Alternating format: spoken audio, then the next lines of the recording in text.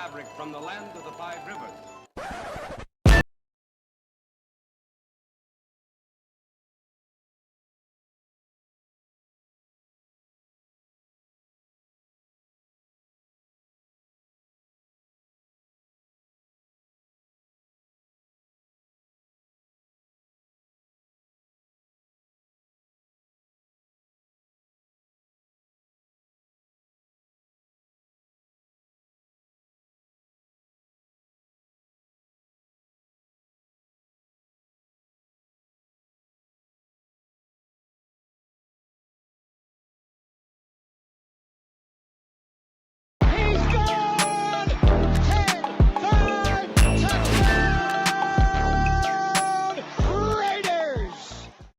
Years ago, when we came to Los Angeles, I really believed that the greatness of the Raiders would be in its future.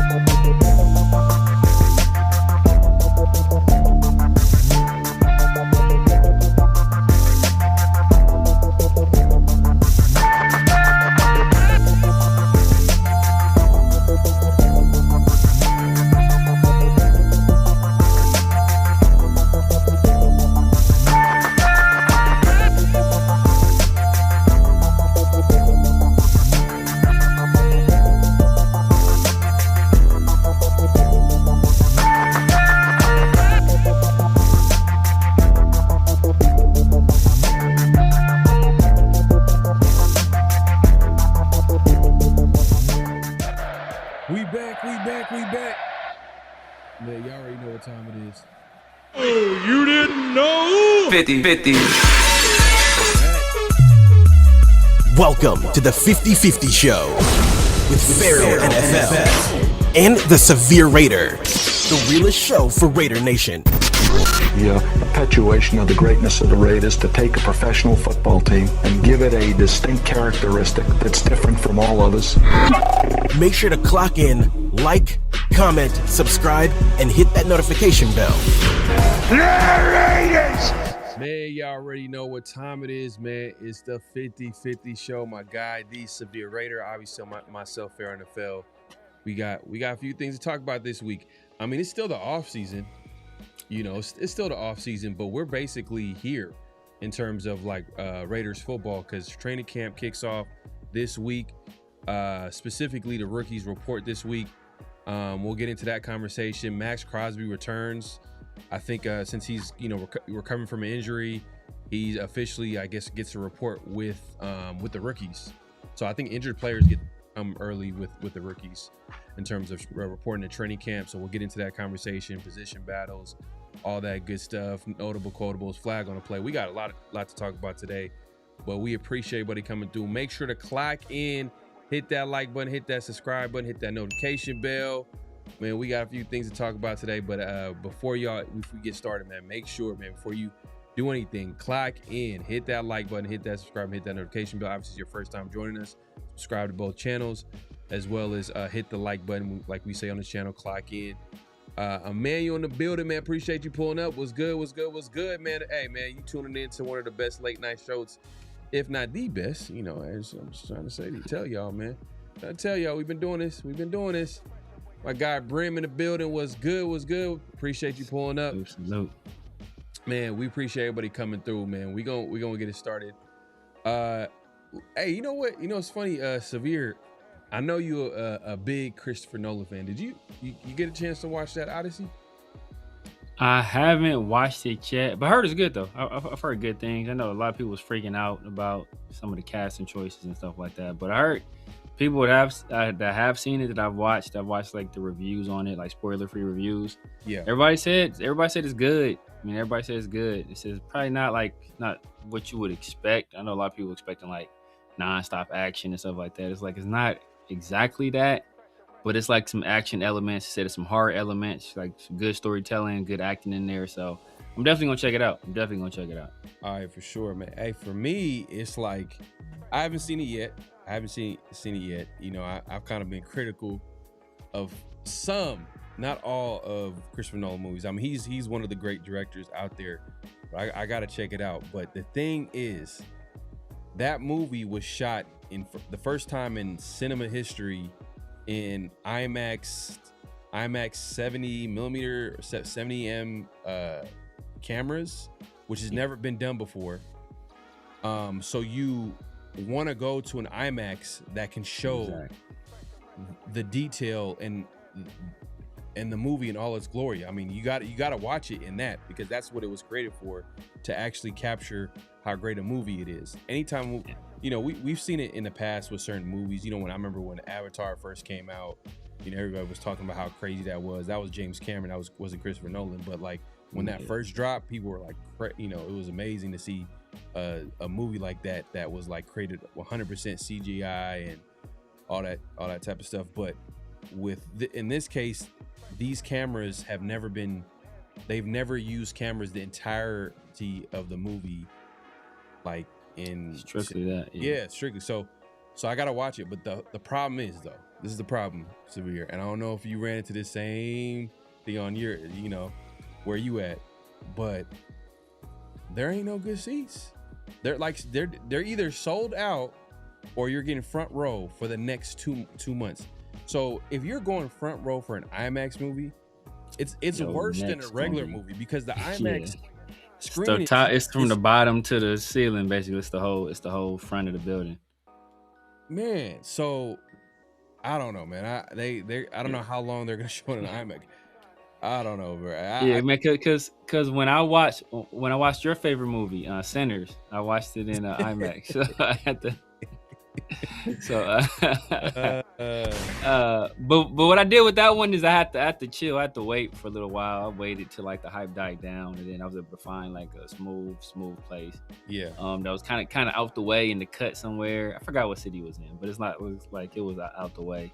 It's like past, like, anybody's familiar with California, but it was past like Torrance, a little past Torrance out here. So I was able to find a smooth little like theater out the way. Got some smooth seats, but yeah, man, it's gonna be tough, especially like Christopher Nolan dropped something, bro. It's an event, bro. This is how bad it is to get tickets to this movie.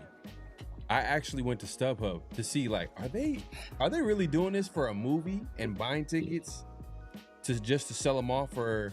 And I seen it pop up in certain areas, but not where, you know, in the Bay Area for me on my end. But it's like some places in New York, some other places around the country, like just random movie theaters where they're actually selling tickets for the movie. But not just any tickets, good tickets. Like I'm talking about for an IMAX movie theater. But man, I thought that was insane. I was like, man, I'm trying to watch this movie. I think this is gonna, like, you know, it's great reviews. I've heard great things. Yeah. You can't go wrong with Christopher Nolan, and he's taking a classic story and putting his twist to it. So I've noticed that when you let Christopher Nolan do that, it usually works. I mean, he's took Batman in the past, like he took that classic character, and then he made that into his own version, and that became one of, you know, probably the best version of Batman that we've ever seen. And then you know, countless other movies that he's made that have been great. Oppenheimer is a perfect example. I haven't seen that. I gotta check that out. I gotta check that out. I haven't seen it either, but I heard good things about it though. I haven't seen it either. You know, but I think it was nominated for an Oscar. It was nominated for Best Picture. Yeah, for Best Picture. No, for sure, man. But yeah, man, we had to get into that. I had to get that out the way. Because I'm like, bro, am I the only one? Like, how are people watching this movie? Like, and I know a friend of mine, he watched the movie. He went and watched it just regular. Oh, just regular without the IMAX. Yeah, and he hit me up. He's like, bro, this is crazy. It was a great movie, and he's about to rewatch it and go watch it in like IMAX. But I'm like, good luck. Yeah, I heard a lot of people, and that's another thing a lot of people said is like, on the first go, they enjoyed it, but like on the second time watching it, they enjoyed it like even more. So it's like they took a lot more from it the second time. So I'm like, all right, that's interesting. Yeah, interesting. Facts, man. Appreciate everybody coming through. My God, hey, look, I'm just gonna give you a salute, bro. Brother Rob in the building, man. Appreciate you coming through. My guy DK in the building. What's good? Oh, damn. Oh man, I'm over here fumbling and bumbling. But yeah, bro. Man. You have like to I do, said, and as you gonna do, Pharaoh, you have to sit in them handicap seats, bro. you said what? You gotta sit in the handicap seats. Are you checking the seats? That's the only thing that's available. Like, I'm looking right now. Hey, would they kick me out? Man, they'll be. Look, I'm gonna limp my ass up in that mug if they try to. I'll roll up in there with a wheelchair, with a fake wheelchair. So they got IMAX in San Francisco, right? It's called it's a place called a Metreon, and the screen that's IMAX. They have they have the IMAX 70M IMAX theater, right? And it happens to be the second largest in the country. So I'm like, damn, like I'm trying to go check it out over there.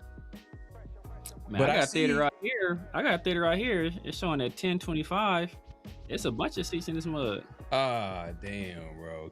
It's hella late though. Yeah, it's in Inglewood too. It's in Inglewood. Nah, it was not Inglewood. Nah, it's in Beach Cities. Oh, that's close. That's close to the house. That's a nice theater too. I was gonna say it's probably not. Nah, it's a nice theater too. It's a nice theater. But know what? Nobody ever goes to that. Nobody ever really goes to that theater though. Like that's one of those. Nobody ever goes there. But it's a nice ass movie theater. Oh, it's a nice movie theater. Hey, okay. Yeah, it's in Manhattan Beach. And it's IMAX. IMAX 70. Yep. Like 70. Is this IMAX 70? Because it gotta say that. But if it is, Metreon hasn't changed much. Yeah, I haven't been there in a minute. I remember going in the past, but I didn't know that it had the second largest like IMAX screen in the country. I was like, damn. I was like, oh, okay, I want to go over there. And then I seen the tickets for the next 2 months. I'm like, and the only reason I know this because I actually looked at each day. I'm like, all right, because I actually want to see it in there. But it is what it is. But I did. It's funny. I seen the disabled seats. I don't know if I would have, but they're standing seats though, or they're standing area. So I'd be chilling in the back. Oh, yeah, you back. Oh, no, damn against the wall somewhere, watching the movie. Huey P said, "Oh man, my guy Huey, man, appreciate you coming through." But it's 70 millimeter, right? Yeah. Not just IMAX, but it's like 70M. So, hey, and the thing is, they're saying like if you see, they've shown the picture and you can see like the detail, like that they've never seen that much detail in a movie, because those cameras capture so much. Yeah, I'm like, damn, like I want to see how that look like. Yeah. See, but what's also crazy is that it's two things. What I heard when it's like the IMAX cameras is that first I heard they're like hella loud. I heard they're like dumbass loud to record with, so that creates issues. And I also heard that like even though the movie is hella long, it's like, but he had to cut it short. He was like restricted on how long the movie could be because of whatever restrictions there are when you film in IMAX. They're like there's certain parameters you have to stay within in terms of timing. So he wanted to actually make the movie longer. So I heard like, if you really pay attention, there can be some pacing issues where it seems like some stuff is rushed or there's not a lot of exposition with certain stuff. But it's like, you know, unless you like really just super paying attention to it, like you really don't notice it. Yeah. So we'll see. I'll you know, I'm gonna go into it, and I'm gonna give my honest review too. But I'm the type of person. It's one of those movies. If it's a really good movie, I'm not gonna give you y'all spoilers. I'm just gonna let you know like if it's a good movie or not, and then just give you like general, you know, things about it. I don't want to give you too much spoilers because it's crazy. You know, you ever know those people that will be like, "Oh man, it's a great movie." So anyway, this is what happened in the end. Exactly right. Like, I can't believe Darth Vader was his dad. like, oh man. Nah, I mean, like, but look, the Odyssey is like 1,800 years old, bro. Not more than that. It's 3,000 years. It's a 3,000-year-old story. Like, bro, if you don't know the Odyssey by now, bro, like, sorry, Nah. My bad, bro. But I heard it is a twist. It's a different twist to the story with Nolan. So like, I wouldn't want to give that away. But yeah, man. Yeah, I just want to get out because I was like, bro, I should have asked you before, but I was like, man, I was like looking at that. I'm like, man, am I the only one like this? Yeah, nah, it's crazy. Everybody going through it. I mean, I guess looking for. Look, I found another theater right here. I found one that's IMAX, but that one was sold out. But I found one it's in 70 millimeter format, large premium format, and that one got hella tickets too. So I'm about to mess with that one. Where I'm, man, that's crazy. Man. You know, in the more refined, but no, all the ones I see is like super late at night though. It's like hella late at night. It's like 10:30, 11 o'clock. Oh, but that's the thing. I checked each day, each time, and they were all like damn near sold out. And when I say damn near sold out, the only available seats are basically the first front row. And I'm not like, I gotta be honest, like, front row in a regular movie theater is kind of like, like you gotta. Yes, yeah. But an IMAX screen, you're gonna miss. You're gonna be looking at their feet the entire movie. Yeah, it's just a waste of time. But yeah, man. But like I was saying, man, Raiders training camp kicks off this week. Specifically, the rookies report. So that's a big deal.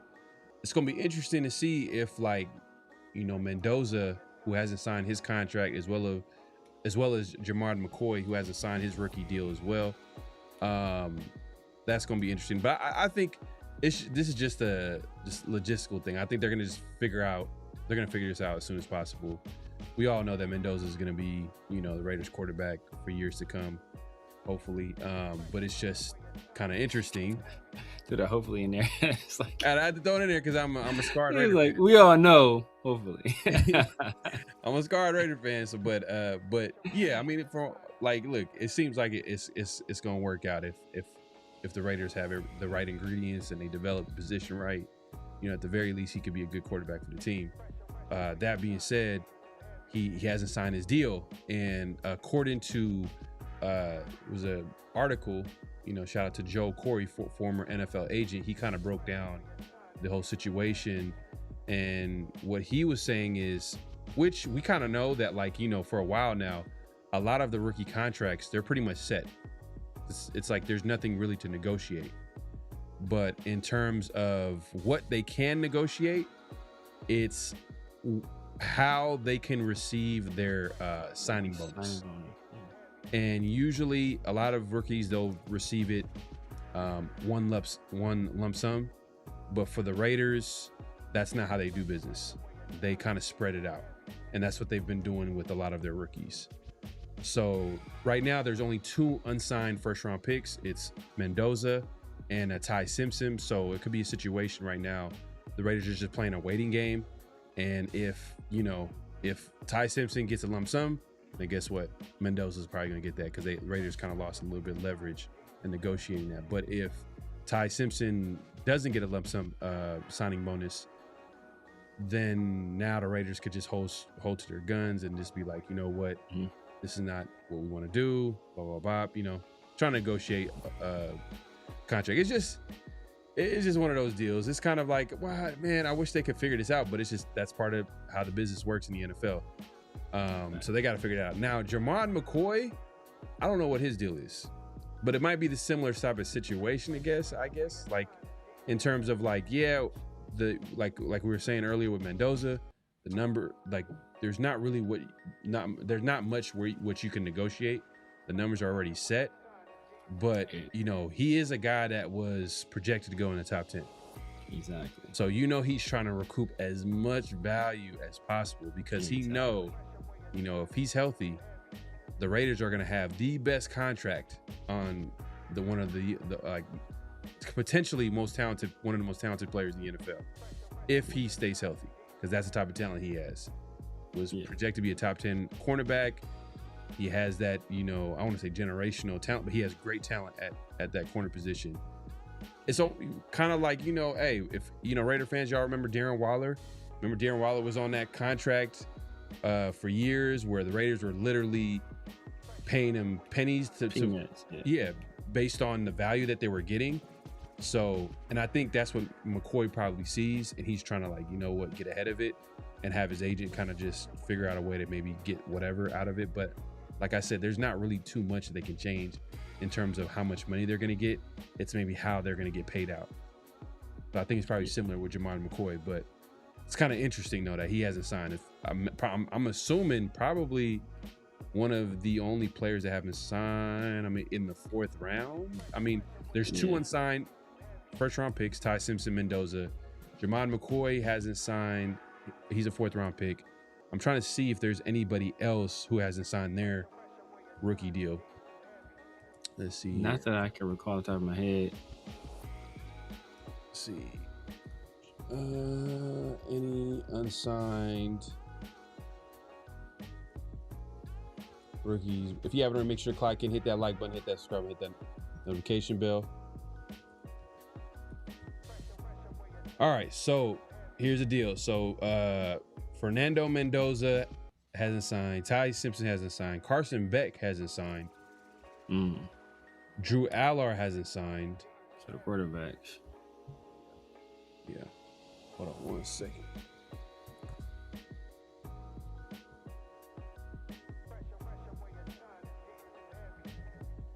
This might be updated though. This might be updated.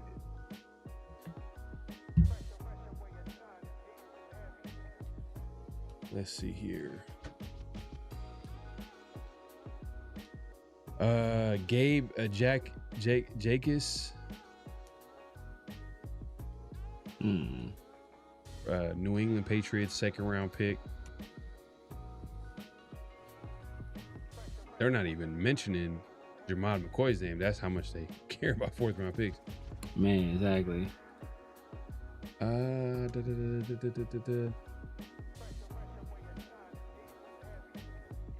So pretty much the quarterbacks haven't signed. Yeah, Mendoza, like Ty Simpson, Carson Beck, and Drew Aller haven't signed their deals. Okay, so I see it right here. So yes, it's Fernando Mendoza, Ty Simpson, the Gabe Jacobs dude, Carson Beck, Sam Roche, Drew Aller, Jamal McCoy, and Fabici Nwewu. My guy Sam Roche hasn't signed his deal with the Bears, and Fabici Nwewu. Man, I'm probably Nwewu, something like that. Yeah.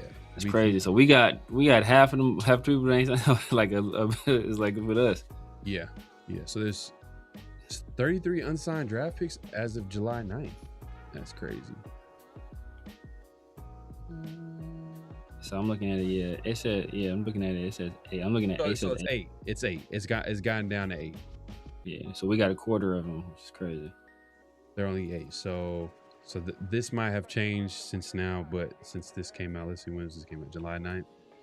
All right. So, but for sure, 4 quarterbacks haven't signed. Jamar McCoy hasn't signed. Gabe Jacobs also hasn't signed, 2nd round pick from the Patriots, edge player. So, yeah, it's kind of interesting because remember, was it last year? Remember there was an issue with the 2nd round picks not signing because they wanted to, for them, it wasn't about like their contracts, that nothing was going to change, but they wanted more guaranteed money. Yeah, and I think the majority of them, basically, I think their rookie deal got it guaranteed, right? 100%. Yeah, basically got it. Yeah. Yeah. Usually it was only first round picks. I can't remember. I think it was Jaden Higgins that kicked off that trend. Jaden Higgins from the Texans, and then basically everybody else kind of followed suit after that. Yeah. Hey, man, I don't know. We never mentioned this, but Seahawks sold for a record $9.6 billion. Man. Ooh. That's Oh yeah, they did sell. And then from the minority owner of the 49ers. Yeah. So he standing in NFC West, was crazy. Yeah. That's gonna be interesting. But it's funny too, because whoever that basically are selling high because they just won a Super Bowl, so they just went ahead and just sold the team. Yeah, facts. Because you basically sell them at their highest value right now. Everybody they're talking about the team that just won. So yeah, facts. Yeah. But yeah, man. So it's gonna be interesting to pay attention to that. But I think Mendoza, they're gonna figure it out soon. Hopefully they figure it out soon. But I'm sure the Raiders want to get him in training camp, ready to go. They don't want to have him miss any type of like snaps, because all of that is important during this time. My guy DK says maybe all the QBs are waiting for Mendoza to sign and start the snowball effect for QB selected. Facts. Yeah, I agree with that. Yeah. So if that's the case, then man.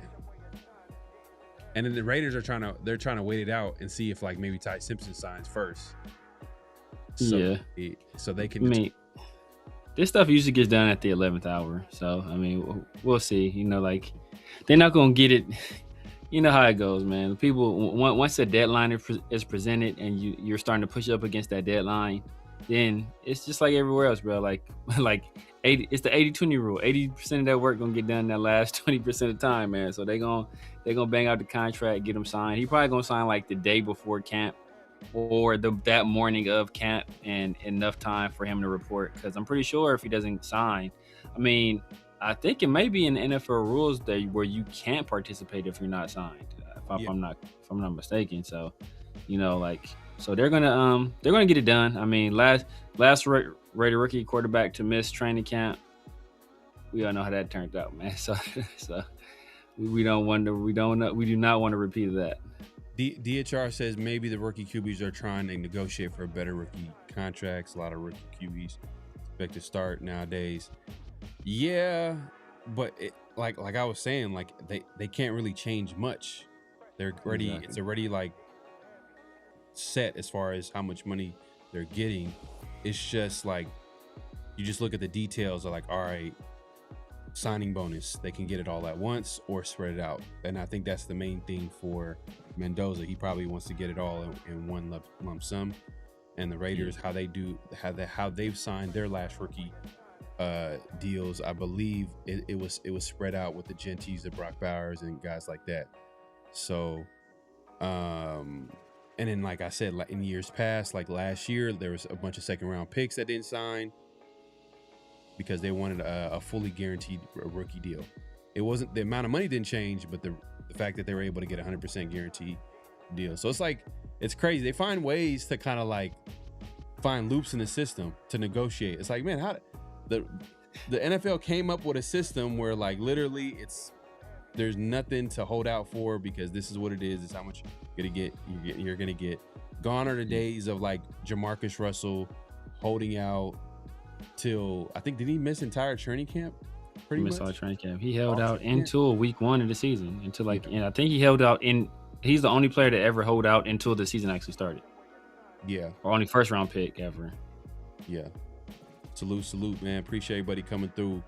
But yeah, man. So rookies report this week. Hopefully we'll see the Jermon McCoys and the Fernando Mendoza show up, and they'll hit the ground running. But like I was saying earlier, Max Crosby announced that he was going to be returning to the team 100% healthy. He's going to be reporting with the rookies. I think that's what it is. If any players that are rehabbing, coming back from injury, they get to report as early as the rookies report. So, which is this week on the 23rd, which is this Thursday, I believe, right? So yeah, Thursday. Yeah. So yeah, man. So that's big news, because obviously everybody was talking about Max Crosby, his injury, and this, that, and the third. So now he's supposedly 100% healthy.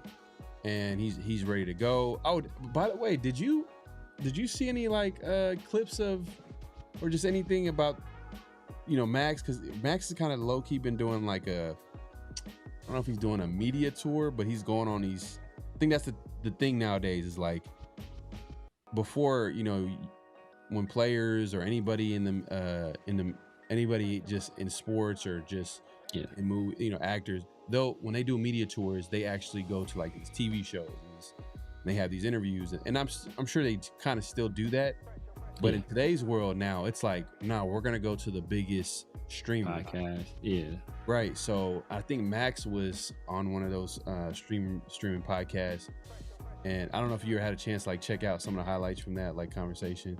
Nah. Do you know who it was? I'm trying to think of his name. Was it like was it like an NFL type dude or like a? It's some nerdy dude. I don't even know. Is black dude or? No. I think he's. I don't even know. I don't know. He's not black though. Was Aiden Ross?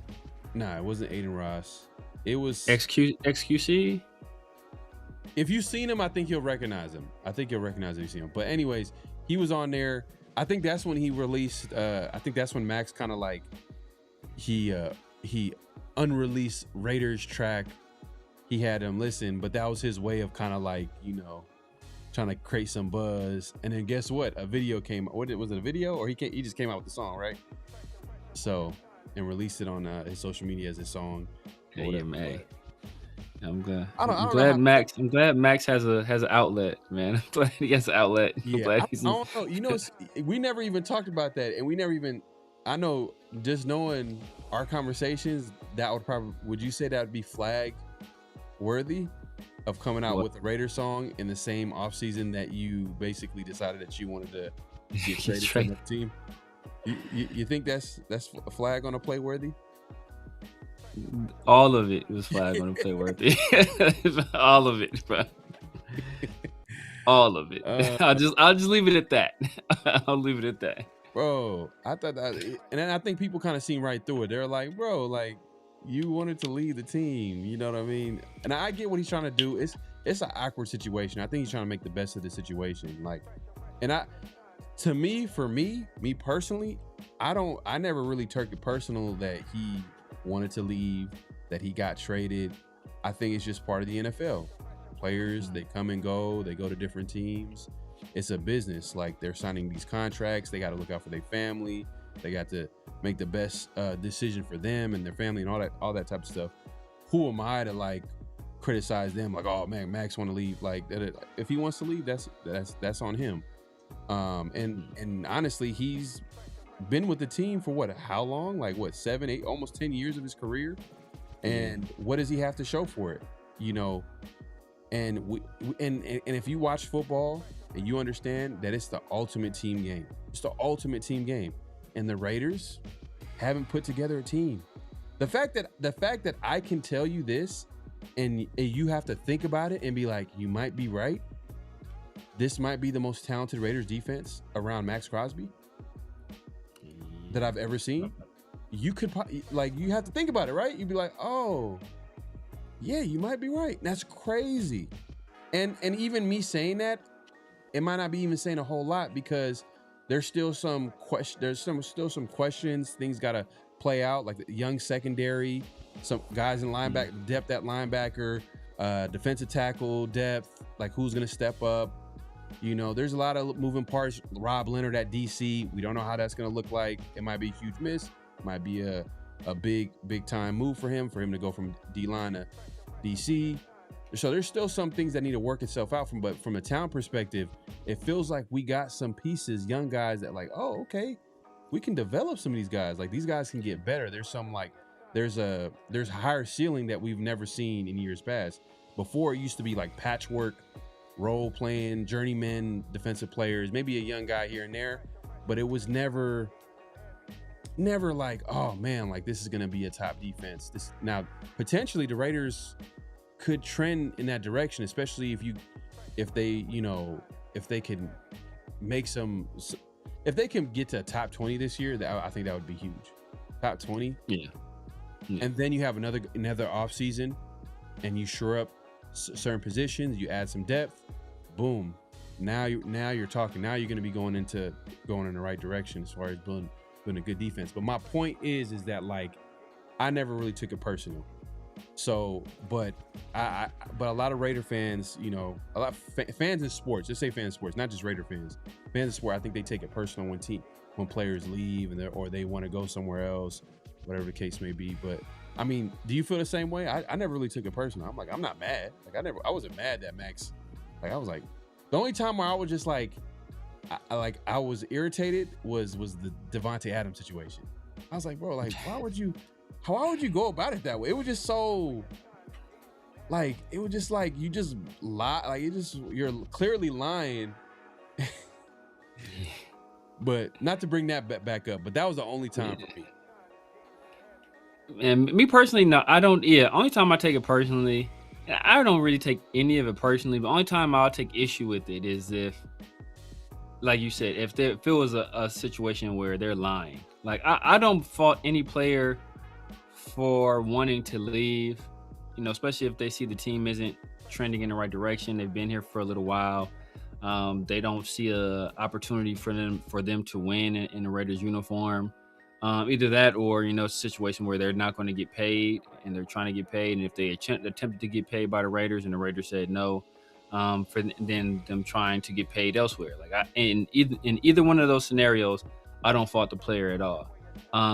But you know, a lot of fans don't feel that same way, especially Raider fans. Raider fans have like a different kind of, I don't want to say emotional attachment, but a different type of emotional investment into the team. And I think they do take that kind of stuff personally, you know, and if somebody says they want to leave the Raiders, a lot of Raider fans will take that and feel some kind of way about it. So, you know, me, I personally don't, because I understand if somebody, hey, sometimes you have to understand facts. That is a fact. But I understand that, you know, sometimes people, if the situation isn't bearing fruit, then they have to leave. But as I said before, like all fans don't have that same mentality. So it just all depends on how you go about it. And if you go about it the Devontae Adams way, then, you know, I'm probably dislike you. But if you go about it the Jacoby Myers way, okay, I understand that a little bit more.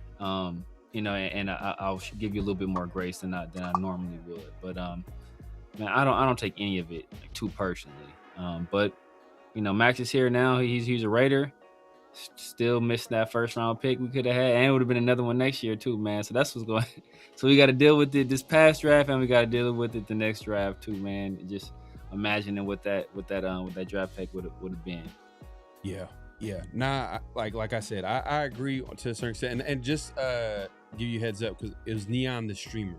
That's what people are saying in the chat. Neon, okay, Neon. I've never seen that dude. Probably seen him around. But yeah, I agree, Ricky, man. He better off dropping Eric DeCosta. See, that would have been dope.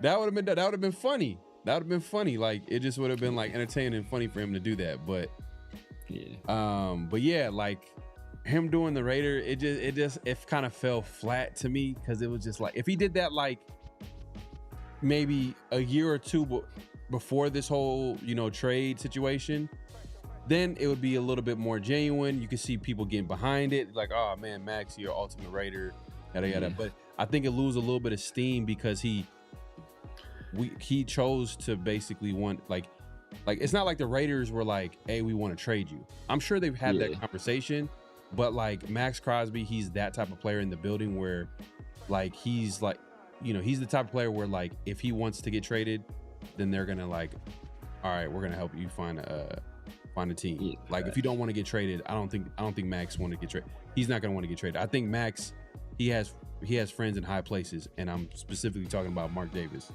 You know what I mean? I don't think Mark Davis would co-sign the trade, especially if like Maxx didn't want to get traded and he's still a premier player. Like I don't know if this is where I would hope that's not the case. But it's the truth. It's the truth. I'm telling you. And one of the storylines was like Maxx sat down with Mark after the season and basically told him like, hey, like it's that time to go our separate direction. And that's what led to like ultimately him getting traded to the Ravens. And then 2 seconds later, or 2 days later, Ravens like, about that. Yeah, that's it's a funny story I got to tell y'all.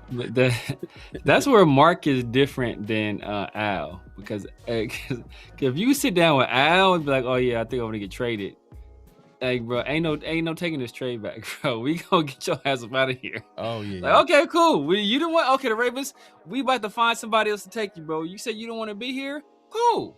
We gonna get your ass up out of here. So Mark is more pragmatic. He's a little less volatile than Al. He knows how to play the long game, but Al Davis would have got his ass. Al was a lot more ruthless. Al was a lot ruthless. Cutthroat and ruthless. But now, quick question though, have you heard the song? I heard it like quickly, just going out. It was not for me. But, I haven't heard the whole song. So I did hear like a part of it. I think he was in the car playing it for somebody or something like that. And I know we're about to get into flag on play in a minute, but if I'd throw a flag on it because he has a song called The Raider Way. But the verse I heard the entire time, he was making basketball references. It was like, I'm like Kobe and shooting with the, like, bro, this song is called The Raider. Like, you couldn't name a single football player in this entire verse, dog. You had 16 bars to do this, and it's nothing but basketball the entire time. Yeah, he didn't say Howie Long, you know what I mean? Bro, I said, I didn't hear the whole song though. So maybe somewhere else in the verse, shout out to Al, shout out to Mark Davis, whatever. But the verse I heard, it was nothing but basketball references.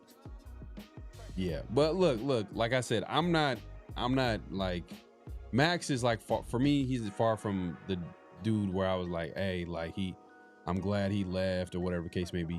The Devontae Adams situation kind of rubbed me the wrong way, but even that was like, it's still business. You know what I mean? It's still like, at the end of the day, like, Raiders are going a different direction. He's obviously an aging veteran player. He wants to win now, similar to Maxx. But the worst is Antonio Brown. I've never seen anything like the Antonio Brown situation.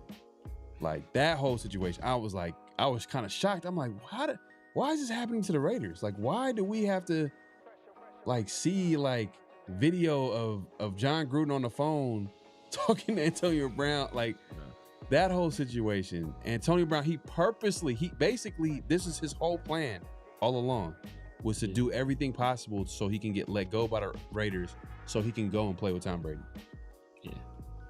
Pretty much. Which, if a Raider fan gonna hate somebody, that let it be Antonio Brown, because I thought that was just like, come on, bullshit. But that's on the Raiders too. That's a little bit on the Raiders. Like, I at least maybe have a conversation with the player. Do you want to play for the team? Like, I don't know if Antonio Brown said it and he still did what he did, but it is what it is.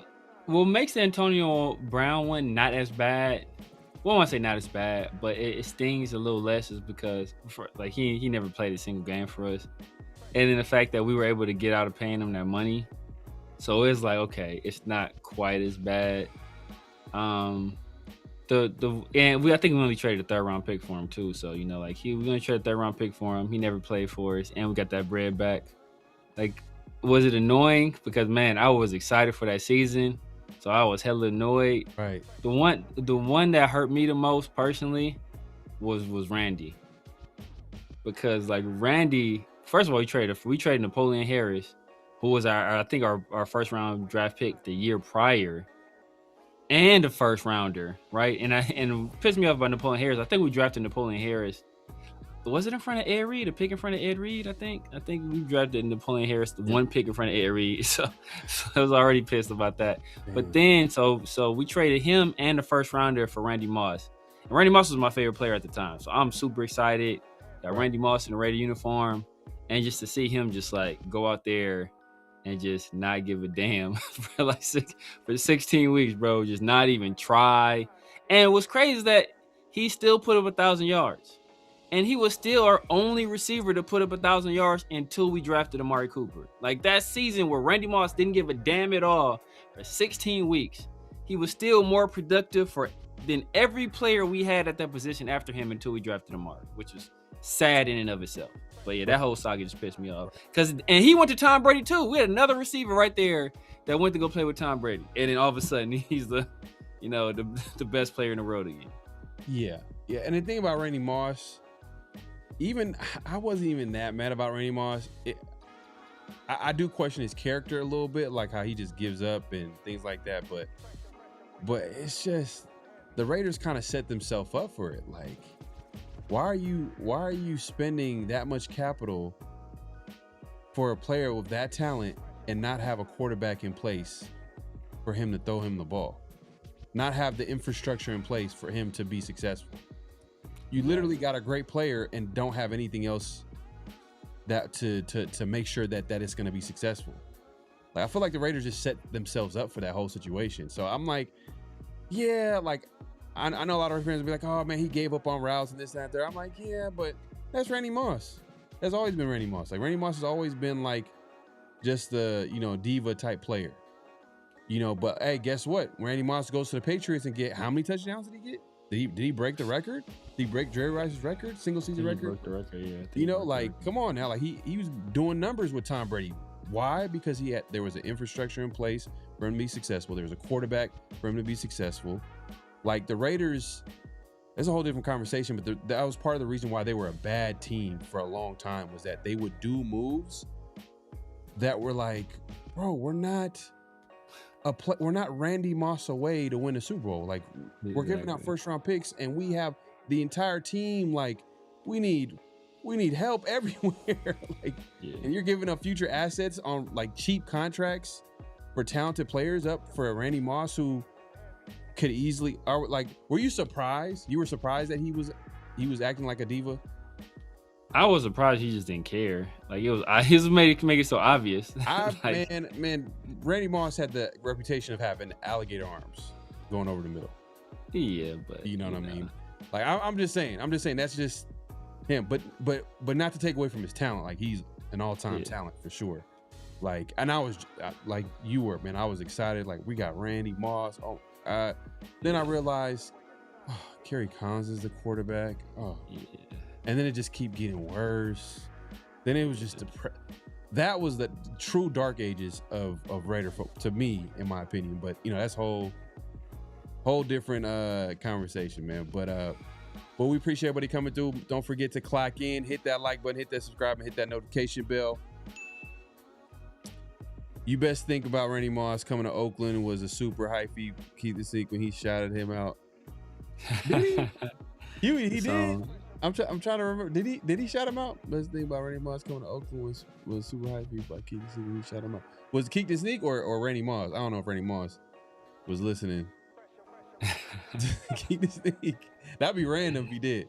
I don't know if he did. I mean, he probably did. But Randy Moss just coming from where he came from, like, it just felt like that would be like surprising that he'd be listening to Bay Area music at the time. But yeah, Reese said Randy gave up on that last Hail Mary in the Super Bowl.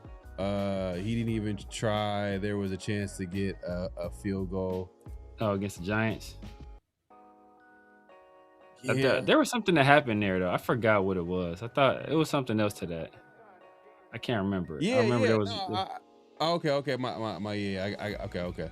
bad. You bringing back Keith the Snake. But yeah, Randy. That's probably you probably could say that's a knock on Randy.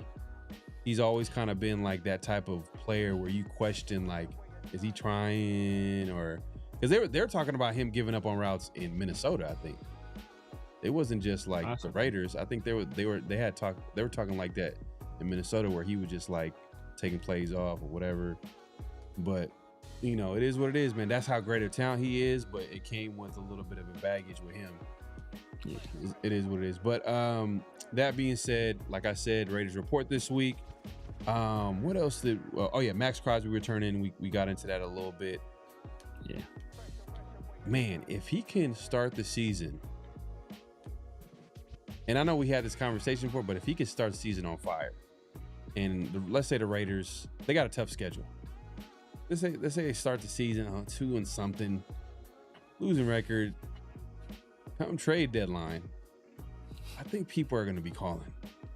people are gonna be tapped. They're gonna be calling before the trade deadline. Especially if they see the Raiders, and especially if you look at some of the teams when they realize like, ooh, we might have a shot to compete with the Rams, especially these NFC teams. Like we just need to make this. We need to make a big time move to put us over the top or put us right there with the Rams or whoever, fill in the blank top team, and come in Maxx Crosby, boom. And the thing is, Maxx Crosby is a pass rusher.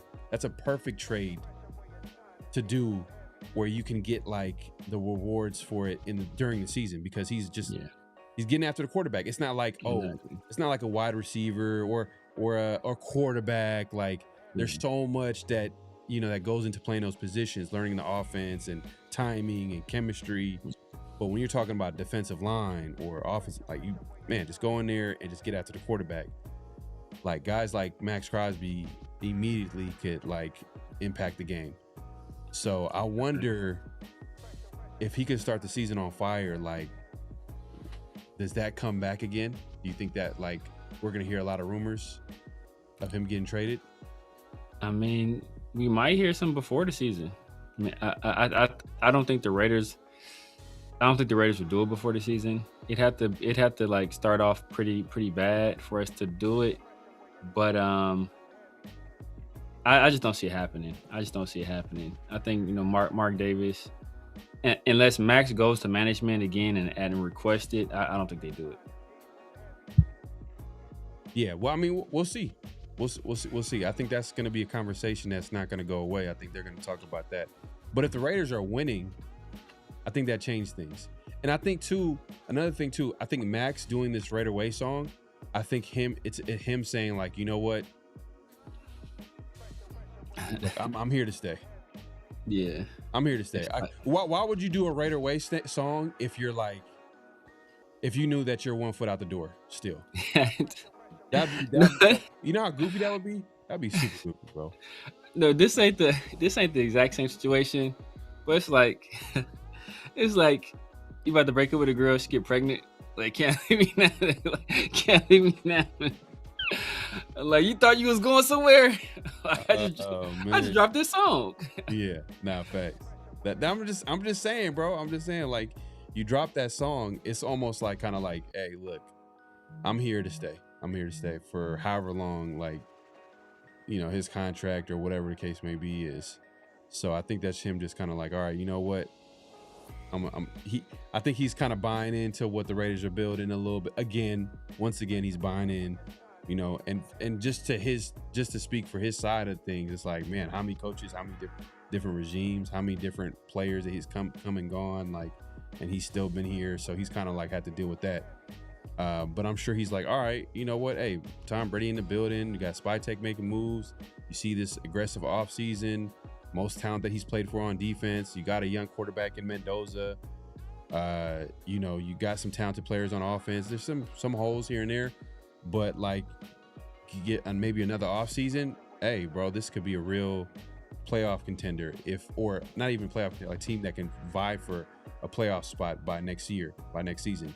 This season, I don't know. I don't want to reach that far, but hey, look, if anything can happen, especially with rookie QBs, and we got to see how this defense plays out. We got to see how this run game kind of plays out. I think the big thing, and just to pivot towards like training camp and the battles that like are going to be coming up, there are going to be huge talking points, different positions that are going to be, that we're going to be talking about.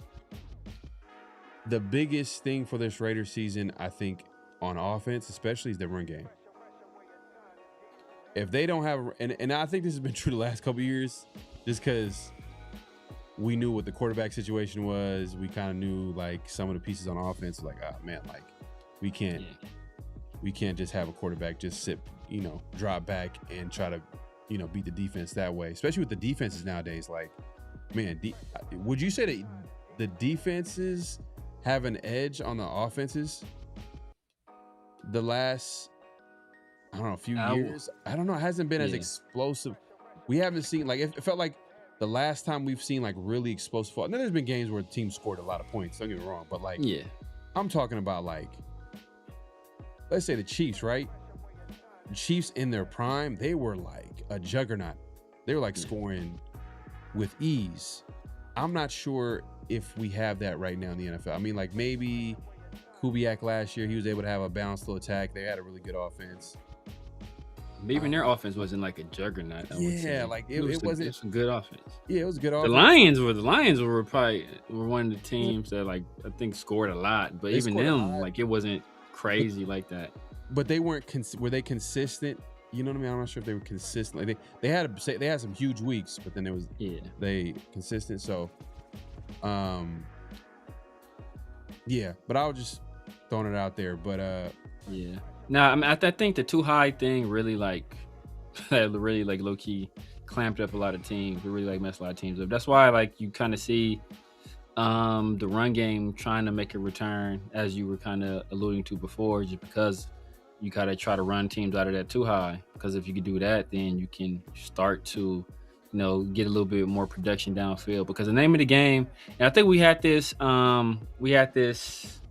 as a notable quotable before, but like we always talk about turnover ratio in terms of a predictor to if a team wins or loses, but explosive plays on offense is also is just as good of a predictor of whether a team will win or lose. So, and when you have these other teams that are defenses sitting in is too high, you're basically eliminating explosive plays, especially out of the passing offense. Now, maybe you can generate some in the run game. It's a lot more difficult, but you're sitting there too high. Like that basically takes that away. So you kind of got to get teams out of that. So, that's why the running game, you see the run game kind of making a return, trying to get teams out of that too high, or at least get the safeties peeking into the backfield where you can sneak somebody behind them off of play action. So, I mean, I think defenses for the most part, the too high thing has changed things. Obviously, defense is starting to become a little bit more positionless, which is why you also kind of see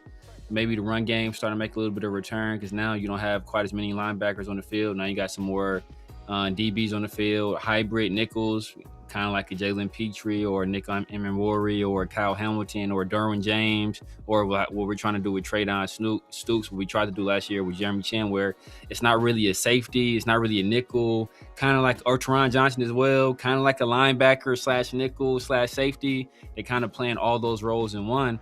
Well, if you start to get some production in the run game, well then you can start to make some headway in offense. So I think those have been the biggest things that have kind of and then the disguises that the defenses are doing is crazy now as well, right, too. So just making things a lot more difficult on offense. They're a lot of times they're not showing stuff early, so they'll keep a disguise until the snap of the ball, and then they switch the picture on a player. So the defenses are just doing a lot more to make things a lot more confusing for offenses, man. So I think that's why scoring is down, and until offenses figure out some way to combat that, then I think it's gonna remain that way. No, facts. And I was gonna say, like, when I was starting the conversation, I was saying that how important it is for the Raiders to run the ball, and like you made the point of how the league, because we were just talking about how the defenses kind of have feels like the defense have an edge on the offenses the last few years. But like for the Raiders especially, you're talking about where the league is trending from these too high defenses. So now running the ball is just so important. But even the Raiders, like how they're currently built, I don't think they're built to really spread out teams in the pass game and try to beat you that way. Like, we're still trying to figure out like what type of team they are, but most likely we kind of see the writing on the wall. Like they want to run the football. They want to set up the play action game. They want to get Brock Bowers going, you know what I mean? And get everybody else going and make it easier for them to get open. Cause we don't have a true like number one receiver that will get open at will. So you're going to have to find creative ways to get guys going and put guys in the position to be successful. And that's why you bring a guy like Clint Kubiak to figure that all out. But I think it all starts with having that run game. So hopefully they figure that out. But you mentioned, when you're talking about the defenses, right? You were talking about how important that nickel position is and how it's like, positionless football, and especially that nickel is like, you see these safeties coming out of college, and then now they're becoming a nickel corner, or you see these nickel corners come out and they become a safety hybrid linebacker or whatever. That is going to be interesting to see because we're talking about training camp. Rookies are reporting this week. Traydon Stukes was the 2nd round pick. And you just said like that's probably going to be his role. We've kind of heard certain coaches, players kind of say that that's probably going to be his role. It's going to be like I was all for him playing at free safety. But then you start thinking like, nickel corner in that role, he's really not that big. Like he's tall enough, but he's not, I think he's less than 200 pounds. Probably, yeah. Like 195. I believe Traydon Stukes less than 200 pounds. So I don't know. Would you even want him in that type of role, like close to the line of scrimmage at all times? I mean, you know what I mean? I mean, you think about like some of the, there obviously you got freaks like Nick Emenwari and Kyle Hamilton and Derwin James. Those guys are like freaks of nature. They're probably like, well into the 200s. But then you got guys like Brian Branch, right? I don't think he's that big of a guy. Jalen Petrie, he's underrated, but he might be the best guy doing it in that particular role, right? And he's a guy that's not that big for a nickel or for like a pseudo safety either. So I mean, it can be done. Teron Johnson isn't that big of a dude, and he was doing it super effectively. He was playing like some dime linebacker with the Bills, and nickelbacker with the Bills as well, like in like a kind of like a hang linebacker type role. So like it doesn't necessarily like your size isn't the end all be all when it comes to how effective you can be playing that role. I mean, as long as you can tackle, how to set the edge, how to get off blocks, like you can still be pretty good at it. Like I said, Jalen Petrie is a guy that, he's one of my favorite players to watch on defense in the league. That guy just plays with his hair on fire, plays fast, plays physical. He's great recognition, super high IQ. Like he's a factor in the pass game and in the run game. So, and that's when I look at Traydon Stukes, that's the kind of guy who I want him to kind of be. I want him to be like a Jalen Petrie type of player. Yeah, not Jalen Petrie, and I know someone said Kyle Hamilton, but I don't even think that's his game either. He's not as big. He's not as big as Kyle Hamilton. He's not. So Kyle Hamilton so he's 190 pounds. This is what he was weighed in at the NFL Draft Combine. Can he add some weight within the next, like he could definitely add some weight and fill out maybe that 200, 210 maybe. Yeah, he will. Or 215, but like he's still. I don't think you'll get that big. 25 pounds, that's a lot. That's a lot. Well, I can see like 195, 200. Oh, like 205? Like 205? I don't even see 205. It's like 195, 200. Because you don't want to get so big that it starts to affect your game, or because like in the NFL, like 5 pounds, like it might not seem like a lot in terms of like the extra weight you're carrying, but it can feel like a lot. That's why guys fluctuate. I remember Devon Diablo. I remember he talked about like the year he was trying to get faster. I think he said, "Oh yeah, I lost like 5 pounds." It was like, yeah, it's made me feel faster on the field. Like that weighs on a person, especially when you got to carry that weight for 17 weeks. So and it could affect you, in more ways than just your physicality. Think about just your cardio in that situation, like the extra 5 pounds you're carrying over the course of a game, like that can be taxing on you. So I wouldn't want him to get that crazy big either, because it could also affect your flexibility, like your ability to turn and run, like all that stuff. So he's a guy that likes to get ball production. So I wouldn't expect him to get too crazy big. Like I said, like 195, 200, like max. Yeah, I see that, and I agree. DHS Stukes will primarily play safety, but sometimes 200-pound guys can hit like 230, 240 linebackers. Maybe, but like, is Stukes that guy though to do that?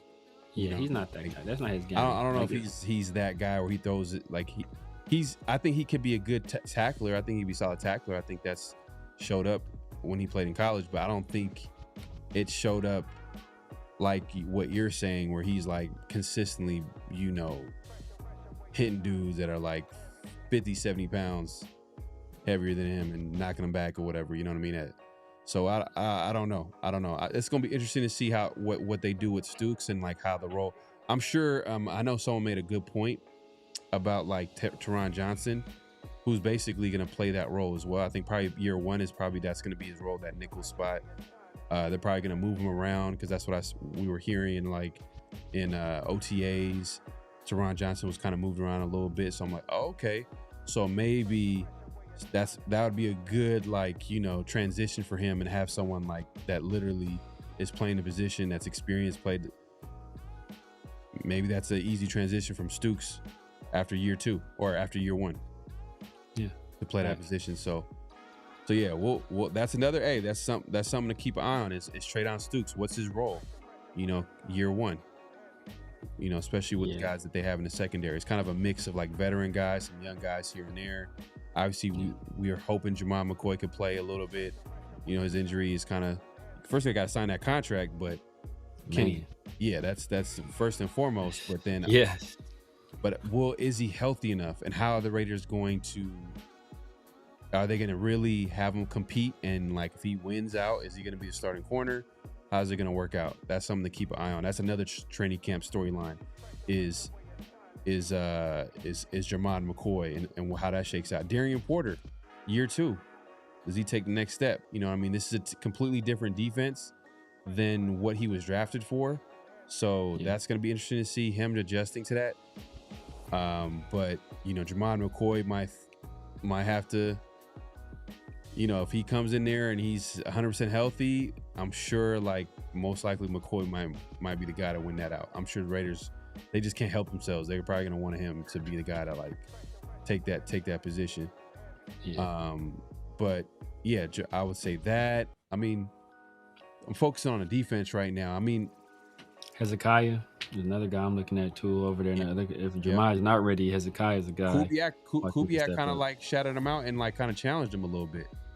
Like, hey, look, now that, you know, you showed up here like in OTAs, but like what's gonna happen when we put the pads on? Like, they're gonna be paying attention to all that. So guy like Massis that's gonna be huge for him to show up too. So that's gonna be interesting to see too as well on the Raiders defense and the secondary specifically. Trying to think of some of the guys on the defensive line, like, you know, I think Raiders edge and JJ. I think Raiders edge. Would you say Raiders edge is probably one of the deepest position groups on the team? You got Max, Coons. Yeah.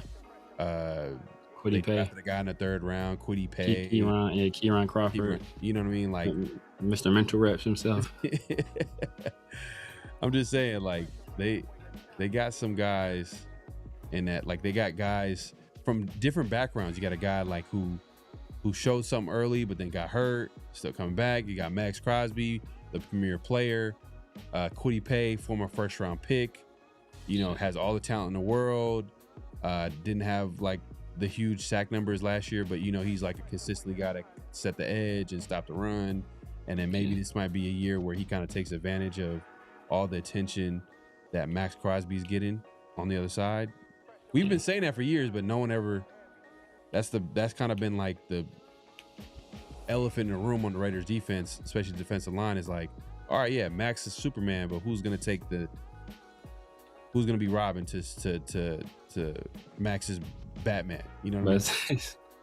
So it's like you didn't know where to go with that one, right? You went out there, you was like, you Superman, who's gonna be the? It's like, well, damn, Superman had no sidekick. Yeah, Superman had no sidekick, so I had to change it up real quick. He was like, damn. He was like, let me switch this up real quick. I had to change it up real quick. I'm just saying, like, that's kind of been an issue, right? We haven't really had, like, they try to do a Christian Wilkins. They try to remember there was that one year that we had that edge player, that journeyman edge player. I'm trying to think of his name. Ngakwe?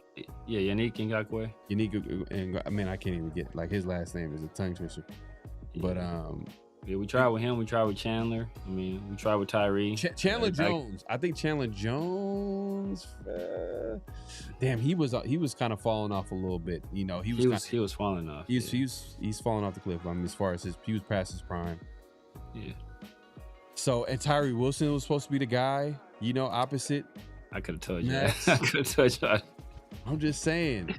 I could have told you that wasn't gonna work. But now you're looking at that position group on a team. The edge is probably the deepest, you know, position group on the team. So Hopefully someone can step up there. But then when you talk about the defensive line, defensive tackle has kind of been, it's an issue where you're like, well, I wouldn't say it's a huge issue, but it's more like a question mark. You got the Adam Butlers of the world. You got Hemingway in there throwing guys like that. You know, obviously Booker is a role player, defensive tackle, but like it's more of kind of like a committee approach when it comes to the room. It's not going to be one guy like dominating really. You know, Adam is probably the only guy that stands out from that room.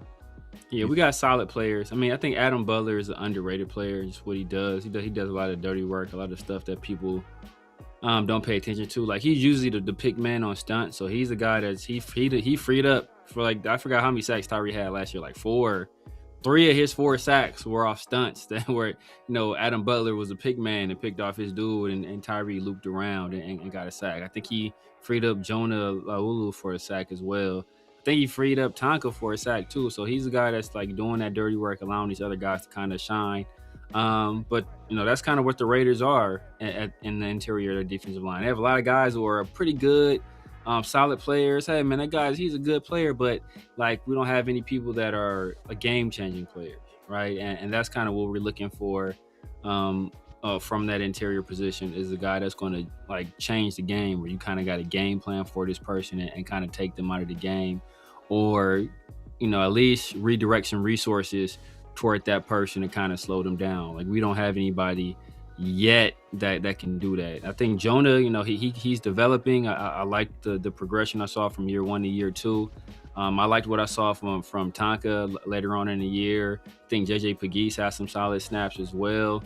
So we'll kind of see how that goes. No, it's a long shot, but Laki Tasi, he has all the tools and the physical gifts in the world to be a guy that can be a difference maker. But the learning curve is so steep. Like, will he ever reach those heights? Like, that kind of remains to be seen. Or would the Raiders lose patience with him, but before he does? So, I mean, there's some guys there in the interior too. Now, you know, I don't really like Booker. I was never really a fan of Booker, but he's a solid NFL player.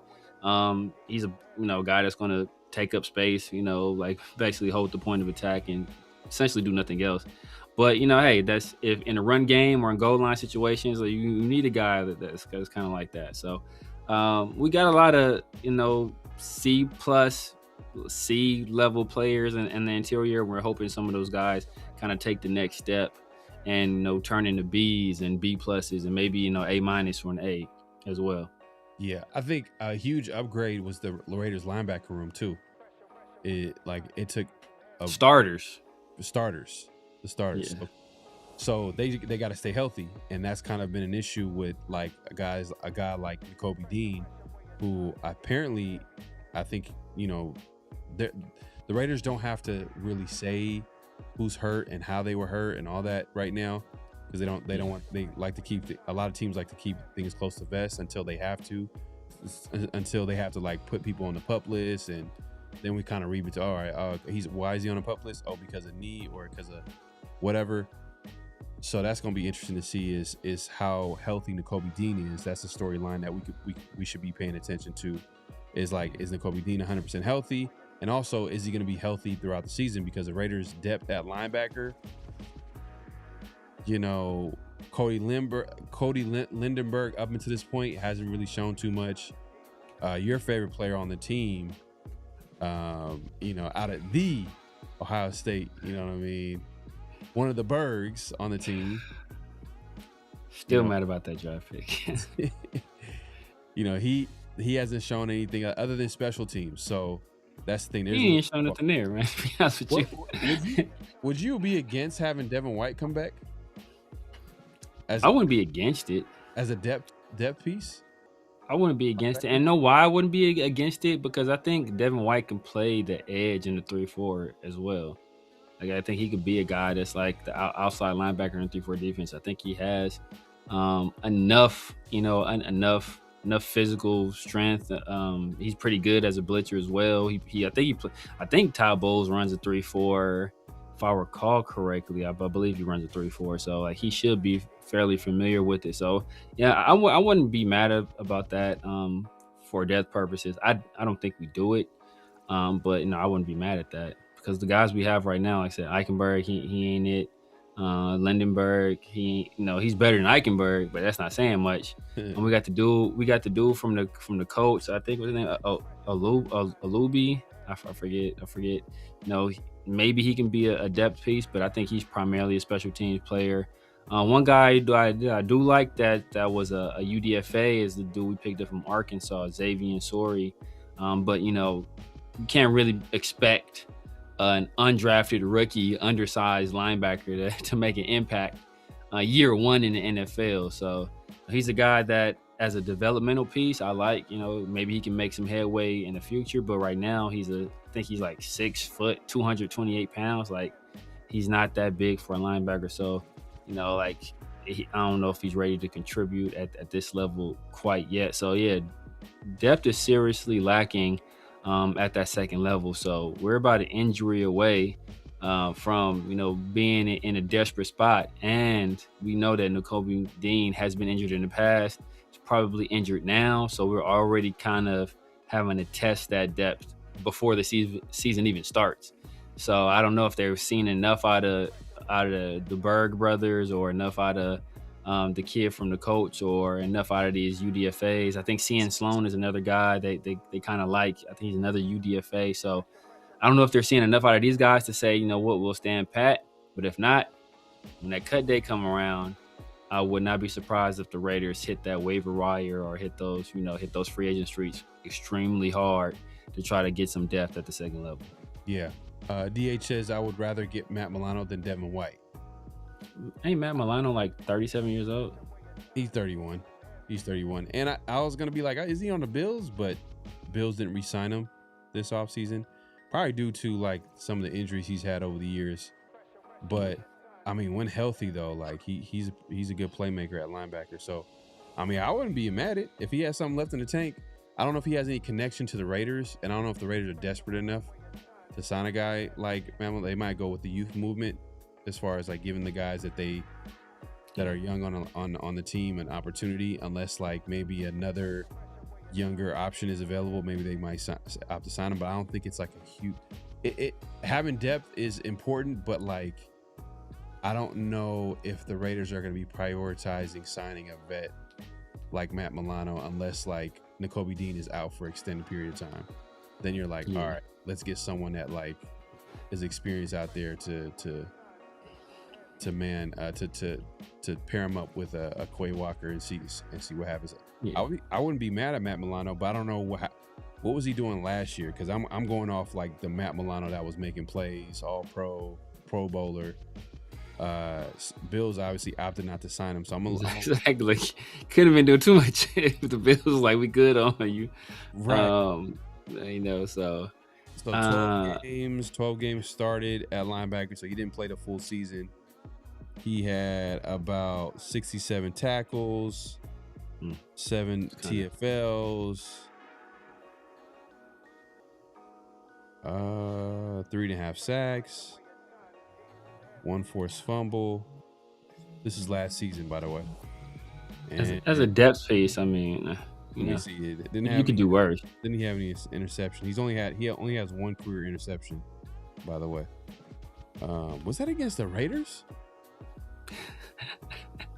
I won't be surprised. I felt like did he get an interception? I felt like he got an interception. Did he get an interception against the Raiders? I won't be surprised. I would not be surprised. Let me see, bro. 1 career interception. He was against us. That'd be wild. He had an interception. And know what? The player I always forget. The dude we picked up from. I'm gonna say we picked up from the Rams, the linebacker. Or he's an edge player. I don't know if he's gonna be an edge in the 3-4 or a linebacker, but he's Brennan Jackson. It was the Jets. Raiders of the East Coast. Jets. Okay, yeah. Brennan Jackson, the dude we picked up from the Rams. I think it was the Rams last year. So he's another linebacker technically. So he's another guy that's gonna be in that room. I don't remember too much about him. I thought he was more kind of like an edge player than a true linebacker, but like I said, I don't know how they'll deploy him. But he's another guy that's in that room that could potentially earn a roster spot. I think he spent all of last year on IR, if I'm not mistaken. So we'll see how he recovers from that. But It's a lot of young guys in that linebacker room. Not a lot of established people. Not a lot of people I trust starting NFL games anytime soon. To be honest with you, outside of the guys we have that are basically our entrenched starters. I do think the Raiders do make a move if Nakobe Dean is out for a little bit, for a while, and they don't know when he's going to be coming back.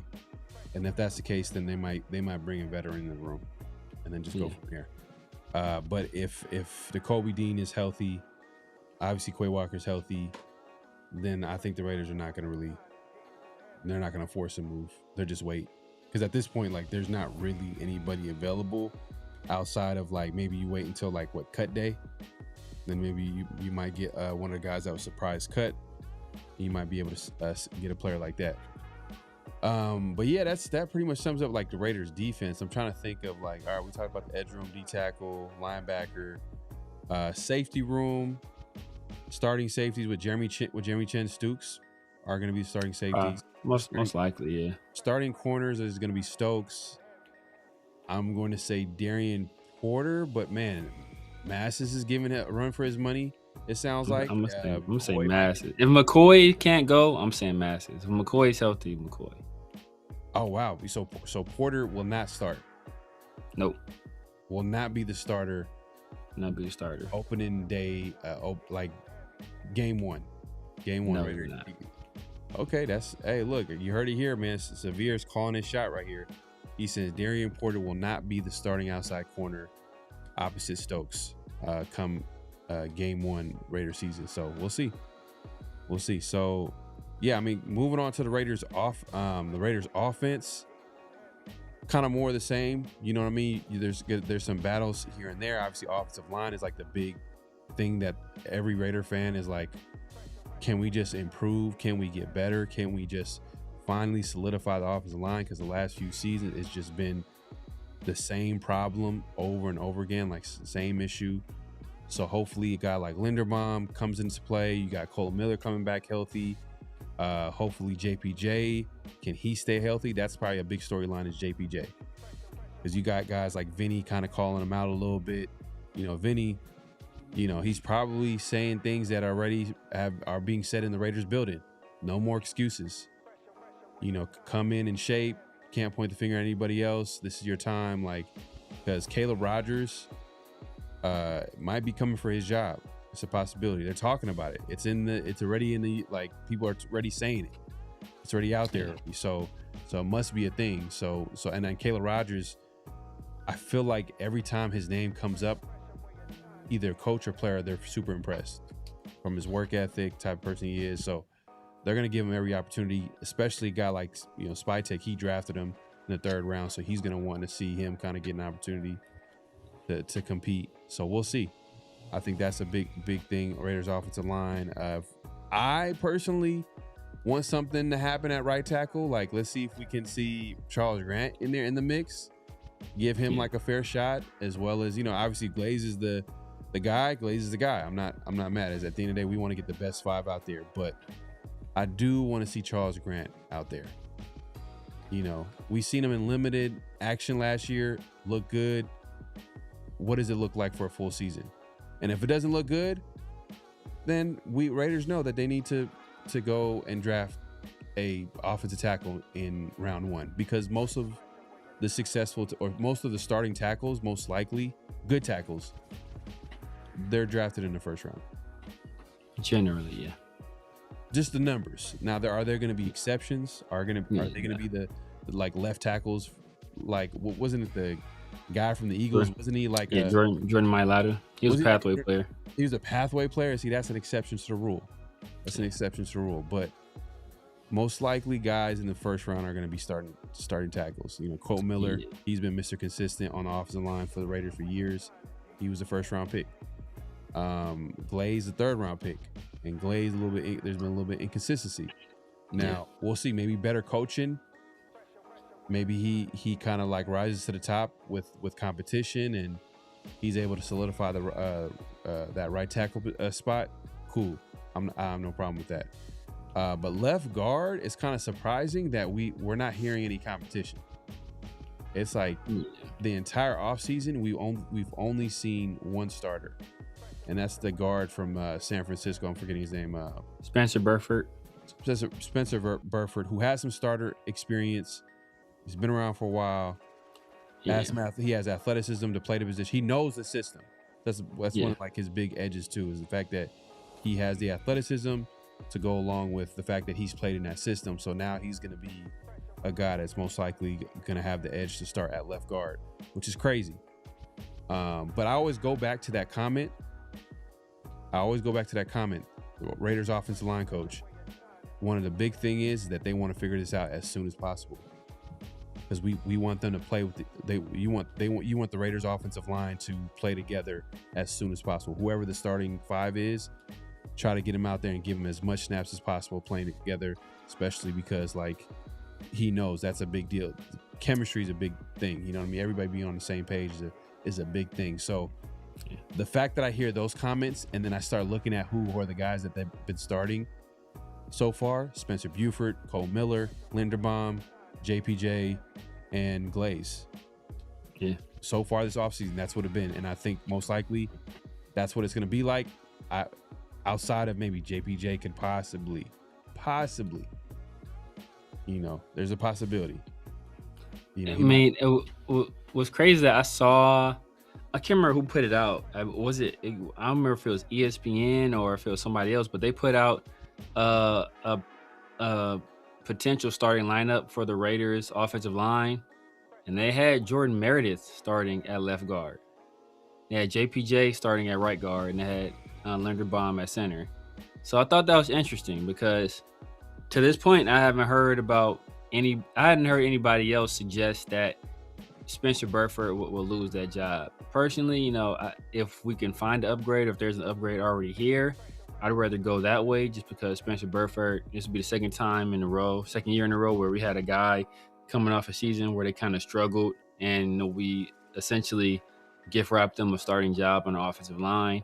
Obviously, Spencer Burford is way younger than Alex Cappa was, and he's not dealing with like some of the baggage that Cappa was dealing with in terms of previous injuries.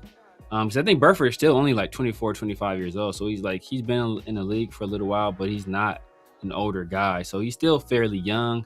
But I've just the play that I saw, I would still want to upgrade there. Now, Rico is one of the most respected offensive line coaches in the league, so maybe he sees something in him where he believes he can coach him up and get the best out of him. But short of that, I don't know if he's a starting caliber NFL guard, or not, at least not a starting caliber guard for a team that plans on being like hyper competitive for a long time. You see the 49ers essentially let him go for nothing. Yeah.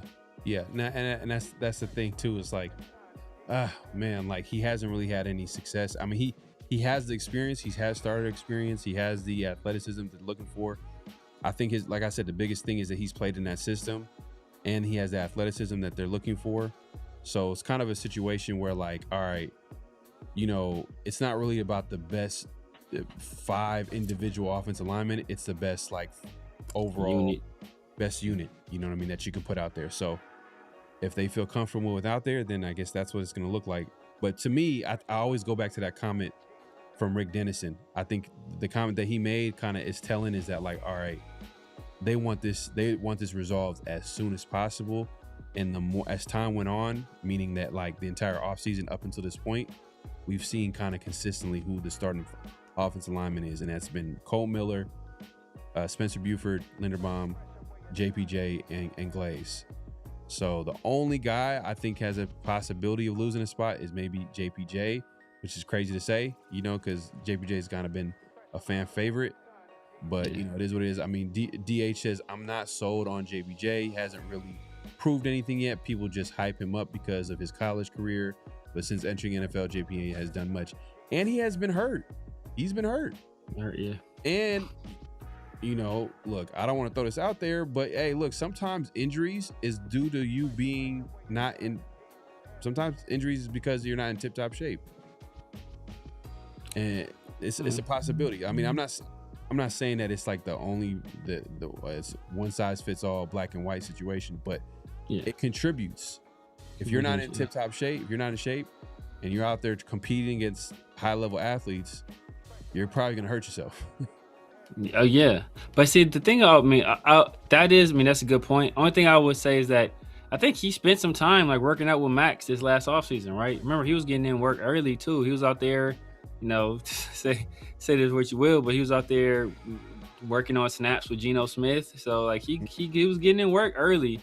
So like I don't know how productive either one of them were in those sessions, but he was out there working. The lower profile though this offseason, he's kept the lower Exactly. profile because he got it was kind of embarrassing last year. Like he really called him out. He's like, hey, I'm about to work. It's starting center. He thought he was gonna be the center and everything, and it just didn't work out like that. But at least this year they kind of told him early, like, this is where we want you at. So he kind of, I think he gave an interview where he said he's happy. He knows where he's going to be playing. He knows his role, so he can kind of work to get as good as possible. Because that could also be an issue too, where you spend all off season like working and preparing as a center, and they're like, but guess what? You're not playing center. You're playing guard. So it's like, right. and you're not even playing guard where you played guard last year. You're playing guard on the other side from where you played last year. So, that can have an effect as well. So, this year he has a full off season. Hopefully he's healthy. He understands what position he's gonna be playing. He's gonna be on that right side, and he can get himself better prepared, for his role in this offense with a system that's I think will utilize his skill set a little bit more. Yeah. So we'll see. We'll be following along. But as far as Raiders offense, we went through the offensive line. Now let's go to running back real quick. Obviously, Ashton Jeanty, he's kind of like everybody knows Ashton Jeanty is going to be the guy at running back. But I also want to see Mike Washington. I think that's a big storyline. Everybody wants to pay attention. What is Mike Washington going to do given the opportunity? What is he going to do with the ball? Like, what is he going to do with the offense? Because I don't know if it's set in stone that he's going to be the number 2 back. I don't think this is how this coaching staff works. They're going to probably have him compete for it. He's probably going to have to prove that he can be trusted. He did have a few fumbles in college, more than a few fumbles. That was like a big concern with him coming out, was like the fact that he had, I think at least like 7. Was it 7 fumbles or more? It was something crazy. I think it might have been more than 7. I'll look it up, but it was up there. But that's something that he's gonna have to like earn trust with the coaching staff. I mean, Dylan Lobby's that guy that just never goes away. Like he just finds a way to stay on. I mean, he's kind of he's kind of carved out a niche career with playing in special teams. Early on we thought like, oh man, maybe Dylan Lobby can be that receiving back, third down back, but we just haven't seen it yet. But maybe this is the year. Maybe he has a great offseason and he proves it this training camp. So I think the running back competition after Jeanty is going to be interesting. Like, who's going to be that number 2 back? And do they sign a veteran? Like I know a lot of teams are keeping tabs on the running back from I believe he last played for the Chargers. I'm forgetting his name. Oh, my guy, J.K. Dobbins. No. He had an Achilles. Oh, boy from the Bay. What's my guy's name? Najee Harris. Yeah. Najee Harris. So Najee Harris, I know teams are keeping tabs on him, and I think the Raiders are probably one of them. So that could be a possibility, maybe like to have a veteran running back to have like in that running back room that they can trust. Like because what happens if Jeanty gets hurt? He was healthy last year for the most part, which is a big plus with him. But what happens if he has to miss a game? Do you want a rookie running back to be the starter? You know what I mean? Like for a couple of games or for however long that let's say Jeanty, knock on wood, like if he ever get hurt, like do you want a Mike Washington to be that number 2 back or that next guy up? So that's another thing too as well. What's your take on the running back room? I mean, I think 1 and 2 is pretty solidified. I mean, I don't see if Hemby or Lobby somehow beat out Mike Washington for RB2, we are in a world of hurt. So I would expect it to be Ashton Genty be the lead back, and I expect Mike Washington to be the RB2. I mean, to me, the only competition is RB3 between Hemby and Dylan Lobby. Obviously, Hemby, he's from Indiana, so he got that. I'm sure he's gonna have that Fernando Mendoza cosign. He a little better pure runner than Dylan Lobby is. Obviously, Dylan Lobby, he's a better pass catcher. I think the main thing that separates those guys is that Dylan Lobby is a good special teams player, and I think he plays on every special teams unit as well. So I think at the end of the day, that will be what kind of gives him the edge, and him will be a guy that we probably try to stash on the practice squad. But I think RB1 and RB2. I think how many running backs are you keeping on the roster? I'm personally only keeping 3 and the fullback. All right, so that's Genty, Mike Washington, and Dylan Lobby, and then the fullback. Yeah. And then fullback Hayward, and then the stash guy in our practice squad. So Hemby would be on IR. Practice. Well, no, it's practice squad. I'm just saying, there's always those IR stashes. They'd be like, oh yeah, nah. I want him on the practice squad because you can actually call him up and play him if he's on the practice squad. I'm just saying, well, if he gets cut or he gets to the practice squad, he's still like liable to get picked up by another team.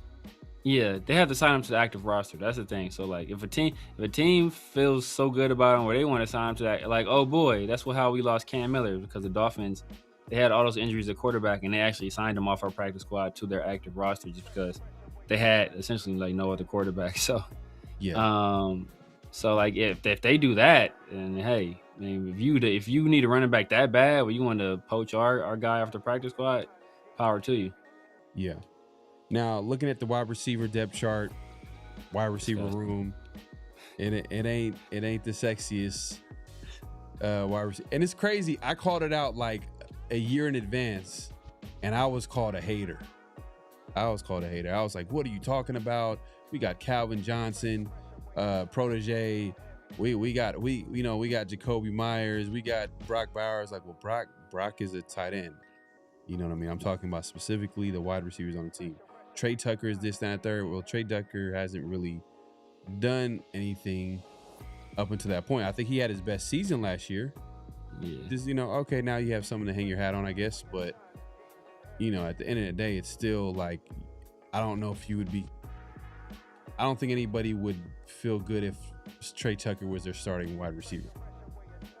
Like, we're being honest. Just be honest. Like, if he's the starting wide receiver, like, man, just saying. He's gonna be our starting wide receiver. That's what's so sad. Yeah. Well, no. Well, you're not giving it to Jalen Naylor? You think Jalen Naylor is gonna be like that, the slot corner? No, I think Trey Tucker and Jalen Naylor are the guys. Oh, the two starters. Yeah, that's right. Exactly. I'm forgetting Jacoby Myers doesn't play with the team no more. Dang. Oh man, good times, man. Good times. Man. Oh man. So yeah, like Jalen Naylor obviously is a guy that they signed in free agency, who flashed a little bit when Justin Jefferson and others were hurt in that talented wide receiver room in Minnesota. And so the Raiders they didn't give him like a huge contract, but it was enough where you'd be like, like this is kind of like a no-name guy, like, well, not like, it's not a big name guy, and you're almost low-key kind of taking a gamble a little bit, like you're betting on him kind of taking that next step. But we'll see if Jalen Naylor could like do, play well this year. Outside of that, this is where it gets tricky. So Trey Tucker, you got obviously Jalen Naylor, and then you got like Jack Besh, the world, Dante Thornton, and my God, we can keep going, but I think those guys. I mean, I'm not out on Jack Besh. I'm just gonna put that out there. I'm not out on Jack Besh. It's just that I want to see it come together as far as like kind of getting him involved. But it sounds like they're gonna put him in the right spots because he feels confident that's what the issue was in the past. Is like, all right, well, he feels well. I don't know if he said it was an issue, but it was just like he feels good that he's playing in his natural position. So they'll probably move him around. Coach. No, I'm just playing. Put him in the right spot. Oh, so he couldn't have. Put him in Yeah. But that's going to be interesting to pay attention to this training camp. Who steps up? Like, who's making plays at wide receiver? Obviously, we're going to hear I think the big one is going to be joint practice. I wish that was like open to the public and we'd be able to see, like, there's only so much that they're going to show. And that's when they really kind of put out like a lot of their stars. Cause I don't think these days teams don't really take, I don't say preseason seriously, but in the years past, it always used to be that third game used to be dress rehearsal. Yeah. So we'll see. We'll see what that's something to pay attention to is the Raiders wide receiver room and who kind of steps up. From there, you got the quarterback battle. Obviously, Kirk Cousins. I think Ian Rappaport kind of had like a little bit of like a report where he was like, you know, the Raiders are looking for best case scenario, which is Kirk Cousins starting the whole year. That's pretty much just to sum it up. Where have you guys heard that before? Some guy named Shabir. No, I'm playing. But yeah, look, I wouldn't be against it, but I want him to get him. I want him to get out there though. To be honest, I just want him like make some mistakes and learn from it. That's what I want. I get like you want to protect him, but once you've kind of like, all right, solidify the offensive line, like you know who's gonna be starting week in, week out. There's a run game. All right, man, like let Mendoza kind of see the speed of the game and like, you know, get some snaps under center and you know, I know they say they have a plan, but the plan is literally the entire year him sitting on the bench. Ooh. I don't know. That's kind of tough. Gotta learn, man. He gotta learn. I mean, I think people underestimate how big his learning curve is, especially coming from, like I said, man. People did not want to listen to it. They thought it was just hate. He was a cog in the system. He was still very effective in that role, but he had a very defined role laid out by a very experienced and detail-oriented coaching staff that made sure they put their players in a best possible position to succeed. And that's what you want from your coaching staff, to put their players in the best possible positions to succeed. So I'm not mad at Signetti or nobody on the staff for doing that, but they didn't ask Fernando Mendoza to do a whole lot. So coming into the NFL where he's going to be asked to do a lot more at a much faster pace from under center, you know, fortunately we have a guy like Tyler Linderbaum who will probably be the person making all the protection calls. But still, Mendoza has to be the person that has to, if there's any final checks, he's going to have to see it. So he may have to adjust some stuff on offense. So he has to process all that stuff. And it's not an RPO where, you know, like he knows it's, you know, he has a run pass option. It's not going to be a 2 reads and then check down, right? He's going to actually have to go through progressions. And like, that's something he was not asked to do a lot at Indiana. And when he was asked to do it at Cal, he wasn't number 1 overall pick worthy, right? He was 2nd round, 3rd round pick. So, you know, like you have to give him that time to get adjusted and acclimated to the NFL. And he had that time at Cal, right? Where I think he redshirted his first year, he didn't play. And then he came in and he started playing and got a little bit better. And then he got to Indiana and he took off like rocket. Give him those same opportunities in the NFL. Let him redshirt. Let him see how to get a feel for the game. And then he can start, you know, going through those growing pains after he kind of gets a feel in a redshirt year, you know, after his rookie year. But I feel like if he shows up in training camp and he is obviously a guy that's, man, like he's proven that he could be just as good as Kirk Cousins, if not better, then just put him out there at that point. I think, look, I know you mentioned Mendoza and you used that example of him getting redshirted, but I also look at it from this perspective, how much he got better from Cal to all the way to Indiana. And a lot of it had to do with him playing and also getting coached up. So if the Raiders are coaching up the position as well as letting him play, then you're giving him an opportunity to get better with experience. So I think the biggest argument against him not playing is to protect him from either getting like let's say the offensive line not protecting him, or there's no run game. Obviously, there's not like a number one receiver on the outside, especially the guys that he likes to play with are guys that he likes to throw the ball up there and let them get it 50-50. You know, those guys are not really out there outside of maybe Brock. And I think that's going to be a guy that like literally Michael Mayer a little bit too. But, Michael Mayer, mainly Brock. Yeah, so that's my thing is like, man, like let him. But that's if he's shown that like, oh man, like he's got it. He's gotten better. He's taken up to coaching. He's competing with Kirk Cousins. He's like, man, like he's making it a tough decision. Then I'm like, okay, you're gonna have to let him play. Like, what are you waiting for? Like, let him play. But if it's still like a little bit growing pains to the point where like you don't feel 100% confident that he's got the footwork down, the whatever offense down, or you know, just then I'm like, all right, okay, factored in all the things that I mentioned as far as the things around him. Then you're like, all right, let Kirk Cousins be the guy for the majority. So let me ask you this, Pharaoh. I disagree. I think the number one reason why you don't start him is not to protect him. I think that plays a role in there. But the number one reason you don't start him is he's not the best player at the position on the team. Like that will be the number one reason. And right now, he's not the best player at the position on the team. Like think about this. He's the number one overall pick, right? Heisman Trophy winner, national champion, probably highest profile college player coming out of this last draft.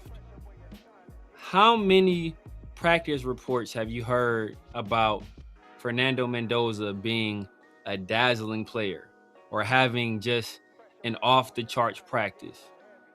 I can't think of any. I've heard some days like, oh, Fernando Mendoza had a pretty good day today. Fernando Mendoza, he had some nice throws today. But I haven't heard of anywhere he's like, my God, Fernando Mendoza got out there. He took command of the offense. He was marching up and down the field. He looked like the number one overall pick. You know, like I haven't heard that. You know, for a full practice, you hear it all, man. Fernando Mendoza had a beautiful throw to Brock on this play. He had a beautiful throw to this guy on that play. But for an entire practice, not at all. You think the Raiders media are chomping at the bit? That will be screaming that stuff from the rooftops if it happened. It has not happened. Yeah. What I have heard is that he struggled with the third team. Then there was a day where Kirk didn't play. And so then they moved Fernando Mendoza up to the second team. And he struggled even more with the second team. So it's like, so I'm not in any rush to push him out there. Like, you know, like this is not a scenario where we're on some kind of truncated timeline where we have to get the most out of Mendoza in the first 2 years. He's already a fairly young player. I think he's only 22. So he's already pretty young, you know, to start off with, and we have time to develop him. I'd rather it be done the right way. Let him develop the right way. Let's slow cook this thing, right? You know, you don't want to, you know, you want to reverse sear, right? You want to let this thing cook in the oven, right? Then you sear it. You don't want to do all the cooking on your cast iron because you can mess that up. You can sous vide it. You can reverse sear it. Hey, most of the time when you do it that way, your steak gonna come out A1. You try to cook it on that cast iron skillet, you can mess around and mess that thing up. And I'd rather not mess up this A5 Wagyu, you know? Yeah, no, I hear what you're saying, and I get it, and that's why like I was trying to put it out there, like if he's showing you in training camp, he's showing you. I know OTAs, but he's a rookie. He's learning, so there's a learning curve. But if he's showing that he's picking up the offense and he's playing well, and and training camp is a whole. That's another evaluation process in itself. Like, yeah, OTAs is one part of it when they're installing the offense, they're installing the defense. You know what I mean? They're getting reps in. They're getting ready for the season, leading up to training camp and then leading up to the first game of the season. So, but I think training camp is also going to play a big factor in if Mendoza is improved from OTAs the training camp, and he's improved enough where, man, like it's close to what Kirk Cousins is doing, then I'm like, oh wow, like that makes it a little bit interesting. But that's all I'm saying. That's all I'm saying. I get what you're saying, but if he's shown in training camp that he's just as good as Kirk Cousins, if not better, then I think it just makes sense to like put him out there. And maybe after a few games, maybe it's Kirk Cousins to start the season, but then at some point you put him out there. And then especially when because right now we don't know who the starting offensive line is. We don't know how the run game is going to look. We don't even know how the offense is going to look. But once we've kind of like seen that out there, and because there's probably, if we're being honest, Severe, and I know you don't like to hear this, but there's probably going to be an adjustment period with the offensive line, the run game, just the entire offense, because it's like a brand new offense. Kubiak wants it a certain way. This outside zone scheme, like it all starts in the trenches. So if they can get it going, then maybe everybody else can get going at some point. But I just think that like it's gonna be a few games until like, all right, everybody's on the same page. So I get maybe Cousins starting the season a little bit in the beginning, but then letting Mendoza come in, especially if he's shown that he can handle it within the confines of what they're coaching. Because we know that he's gonna make mistakes, and he's not going to like have, he's not gonna be Peyton Manning game one. He's still gotta like play within the game plan, and like at the same time getting better, getting reps and stuff like that. That's all I'm saying. But if he's not showing none of that, and obviously the Raiders offense is what it is, they're still figuring things out. And even think about it, there's a possibility too. Defense plays well, the run game is hitting all cylinders, and guess what? Kirk Cousins is playing well. Then it makes it easier for the Raiders to be like, you know what, Mendoza, just hang on. Year two is your year. This year is we'll let you take your time and develop behind the scenes. That being said, I think outside of that, I mean, tight ends is pretty cut and dry. You got Brock Bowers, you got Michael Mayer. That's going to be interesting. 12 personnel. Do we finally see success like that? If they can run the ball well, especially out of 12, that's going to be a huge, it's just going to be big for guys like Michael Mayer, Brock Bowers, and for the Raiders too. Offensively, they're going to be that much more dynamic and better in certain situations and teams. So hopefully we'll be able to see that. But Brock, and I'm trying to think of anybody else that I'm. Ian Thomas. Is he the blocking tight end? The unofficial blocking tight end? Yeah, he trashed though, man. I'd rather go with what's my guy? I'd rather go with Runyon, to be honest with you. I'd rather go Carter Runyon over Ian Thomas. I mean, I think they probably lean Ian Thomas because he's more experienced. Like you said, he has that he's been that role as a primary blocker in the past. But I'd rather go Carter Runyon than Ian Thomas. Ian Thomas, he's kind of trash to me. Yeah. No, well, I kind of wanted to get a tight end this year. A blocking tight end just to complement, Brock Bowers. We all know Michael Mayer's on his last year of his deal. Yeah. Is he gonna come back? Most likely not. I could hella see, him walking in free agency and probably taking a better deal, or just a better opportunity for him to start and be that guy. Exactly. Just because his career with the Raiders has kind of been a little shaky in terms of like he literally missed the entire season for we don't even know why. We can only assume maybe mental health issues. Because they came out and said that it had nothing to do with family issues. So it's like, all right. Yeah, it was they said it was mental health, but they didn't specify what it was. Yeah. So know what? I was thinking about this. This would be crazy. What if he ends up going to the 49ers after this year? Oh man, that and why should Shanahan will oh my God, Shanahan to have him out there looking like a beast. Because Shanahan gonna use them properly. Teams like that, going to teams like the Kyle Shanahans and Sean McVay, they already have a well-oiled machine. They have a system in place, so it's only a matter of plug and play. So there's not really a lot of pressure on the players to do everything. They just need to do their job. because everybody else is doing their job. So it's on you to do your job. You're not going to be doing anybody else.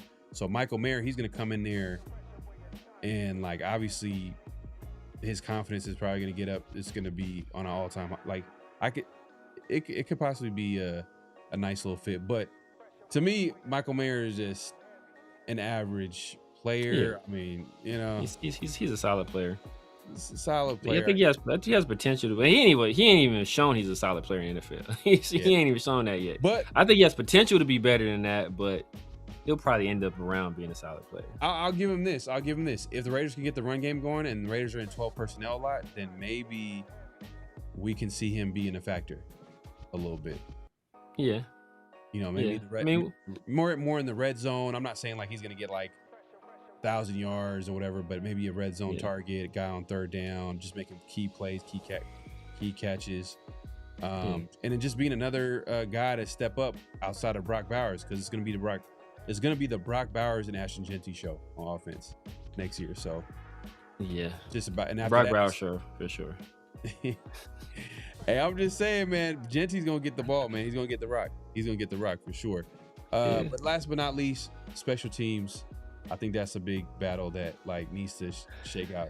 It's Matt Gay versus the Tokyo Toe. They got a new nickname now.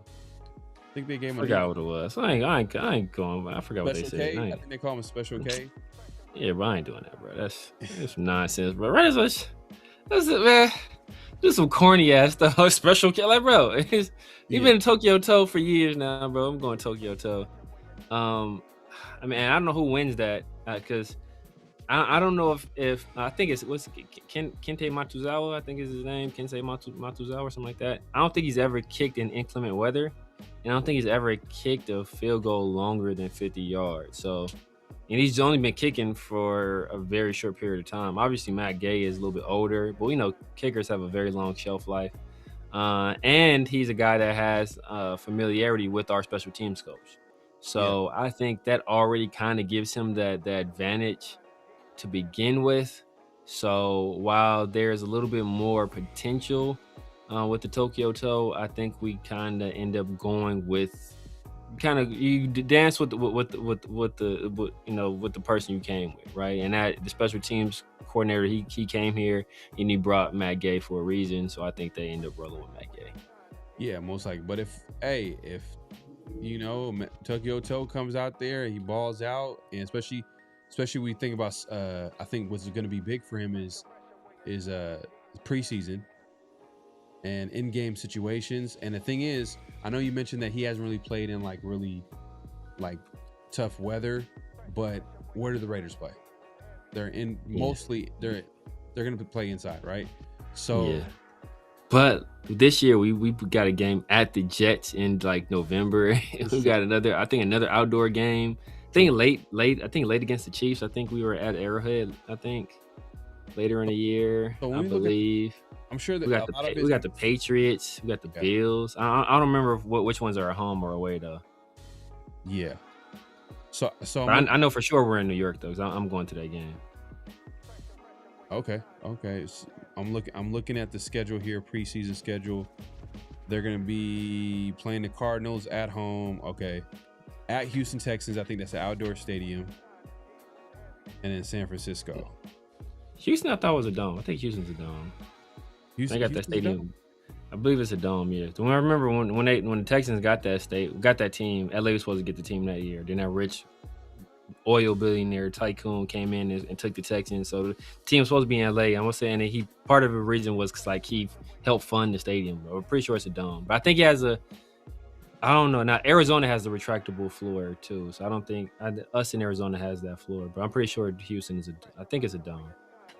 Real quick, let me address the super chat real quick. My guy, my 2 cents super chat, man. Appreciate you supporting the show. He says, Slew Severe 2026 Raiders. I got you, bro. Let me give you a little salute, man. Appreciate you coming through, supporting the show. We'll see. We'll see how it shakes out for the Raiders in 2026. But you know, I don't have really high expectations. The only thing I want to see is young players get better. including the second-year players. I want some of the rookies to come in and ball out. I think it's just more of it's just kind of like establishing the youth on this team and kind of like developmental. It's gonna be developmental year. Raiders are rebuilding, right? So, but if they're ahead of schedule, I'm not mad at that either. To a certain extent, I want to be like, man, you know, I do want the high pick.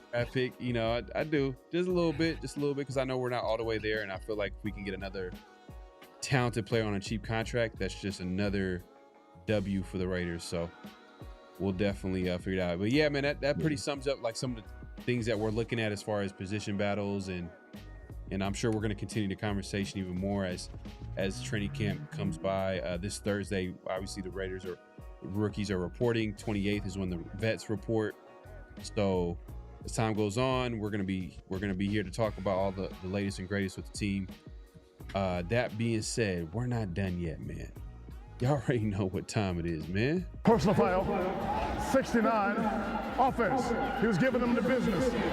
Flag on the play. And this week we had options this week, man. Options.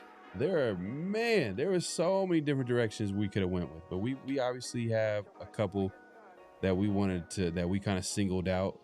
That's just like bonehead, flag on a play, whatever you want to call it, but we call it flag. You want to call it something else. I know Scatabo, who I think he knows what a lot of people like to say about him, calling him brain dead for what he did. And I actually, you know what? Let me see if I could put that up here. I should have had that up.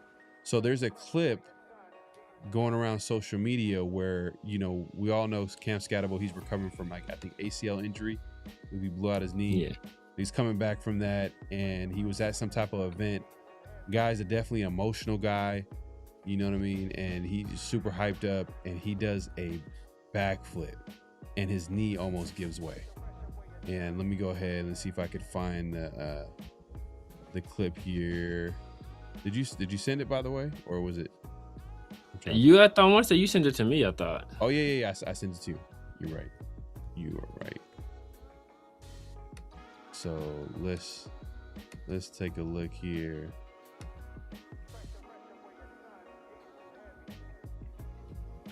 All right.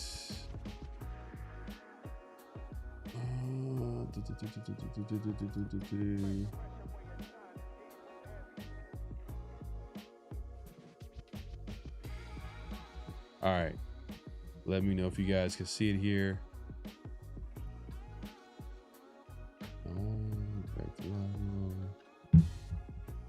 All right, so this is Cam Scatabo. He's at some type of event here, and he's obviously super hyped up, and he's obviously coming back from an injury. And look what happens.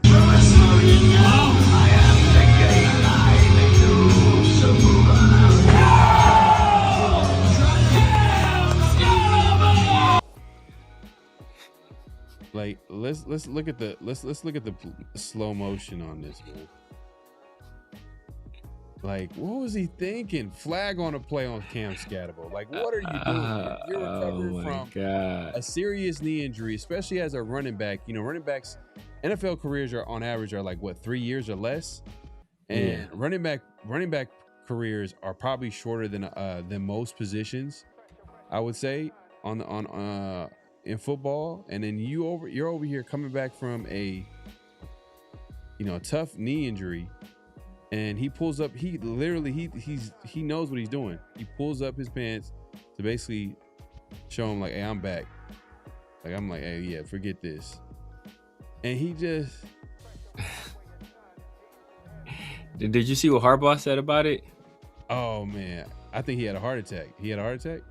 Nah, he was like, basically it was like, at least land the backflip, bro. He's like, you gonna do it. Like, if you're gonna do a backflip, bro, at least land it. Like, you didn't even land that thing. So, yeah, it was just, bro. It's just, yeah, man. This dude, his career is not gonna be that long, man. His career is not gonna be that long at all, bro. I'm it's glad obvious from his play style to it's not gonna be long. Yeah, I'm glad the Raiders have Genty. I know you can argue about number 6, but I don't think Genty does stuff like this. He seemed like a straight arrow in terms of like what to expect from him on and off the field.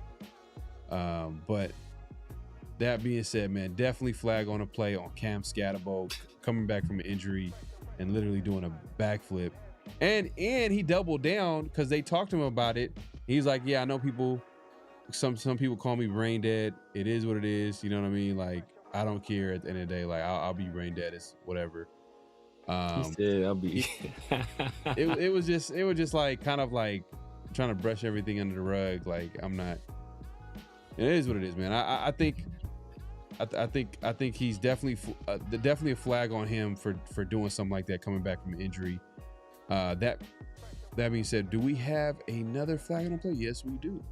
We got a few. We got a few, man. What's the next one? Bro, next one. No, we'll go with this one, man. The NFL, they have been doing their top 100. Their top 100 players in the NFL. And, you know, the guys, obviously they come up with the lowest guys on the ranking first. They work their way all the way up until they get to the number 1 overall player in the league, as voted on by the players.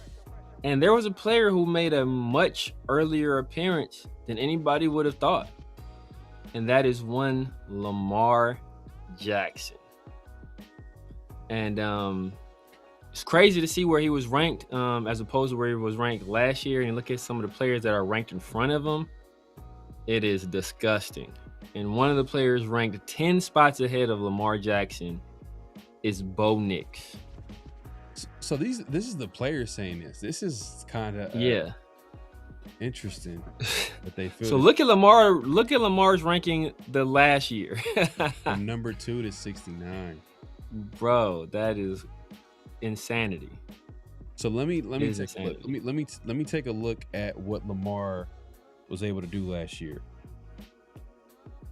We're gonna look at what Lamar Jackson was able to do. So obviously Bo Nix was ranked ahead of him. Lamar Jackson, because Lamar, man, to me, he's one of the most talented players in the NFL. Easily. So we look at what he did last year. He played 13 games, so I guess you could say health is kind of a big issue with him. Yeah. But he passed for about 2,500 yards.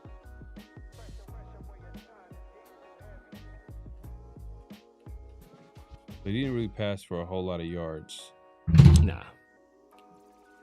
25. But I'm sure if he played a full game season, he probably would have got over 3,000. He got over 3,000, yeah. Yeah, let's see here. 21 touchdowns, 7 interceptions. So it wasn't like his most explosive years, but before that, last year he had 41 touchdowns. The year before that, had 24. The year before that, he had 17. And I think the year he had 17, he didn't really play. He didn't play a lot, or he did, but not. Played about the same. Yeah, played about 12 games. Played one less game. Yeah. But yeah, no, flag on a play, man. I mean, the players right now, I feel like they're hating. Like, this doesn't make any sense.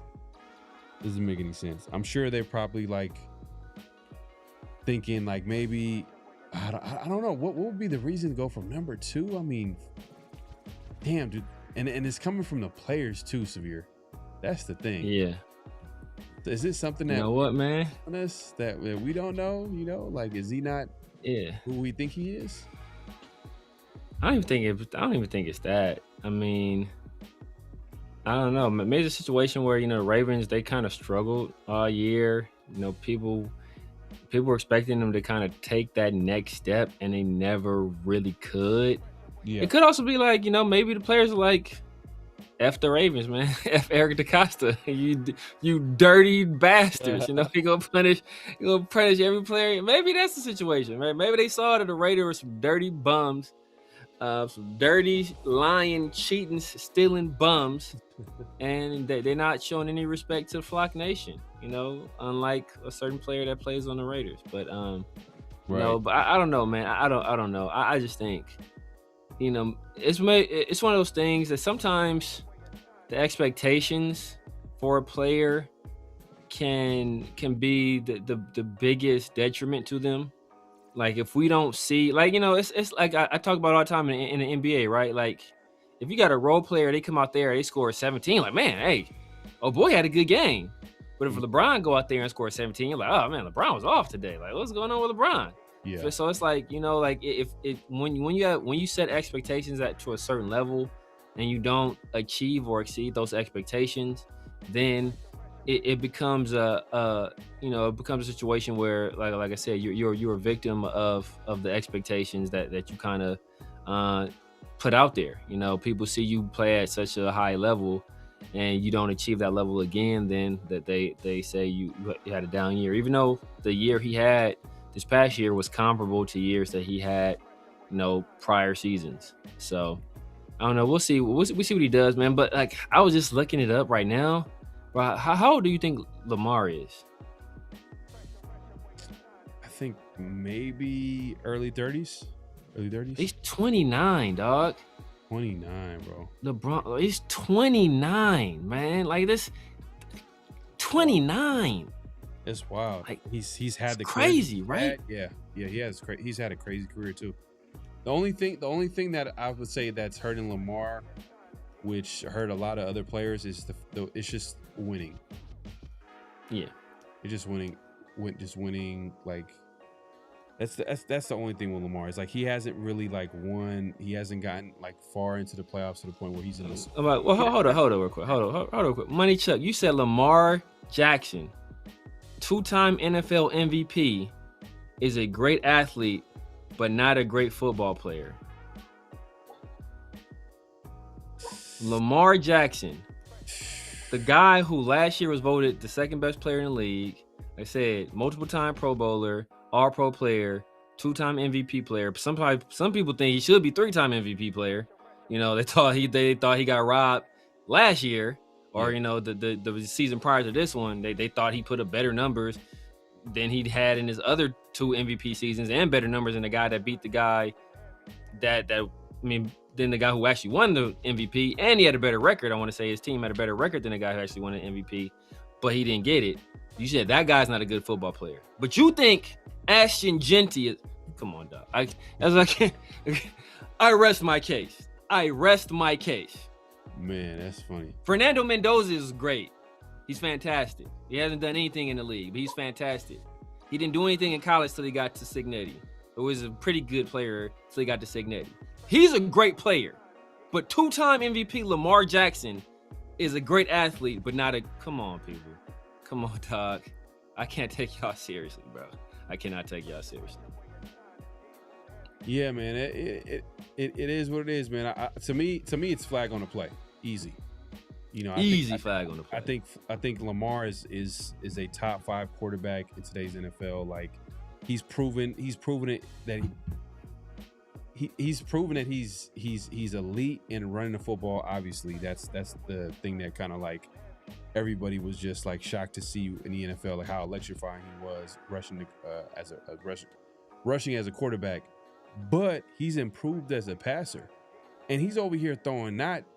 I know last year was 21 touchdowns, 7 interceptions, which, to be honest with you, I think a lot of quarterbacks would want to have that type of year. They would feel like they'll feel great having a year like that. But with Lamar, man, he's over here getting 41 touchdowns. To me, I thought he should have won not this year, but the year prior. I felt like he should have won another MVP.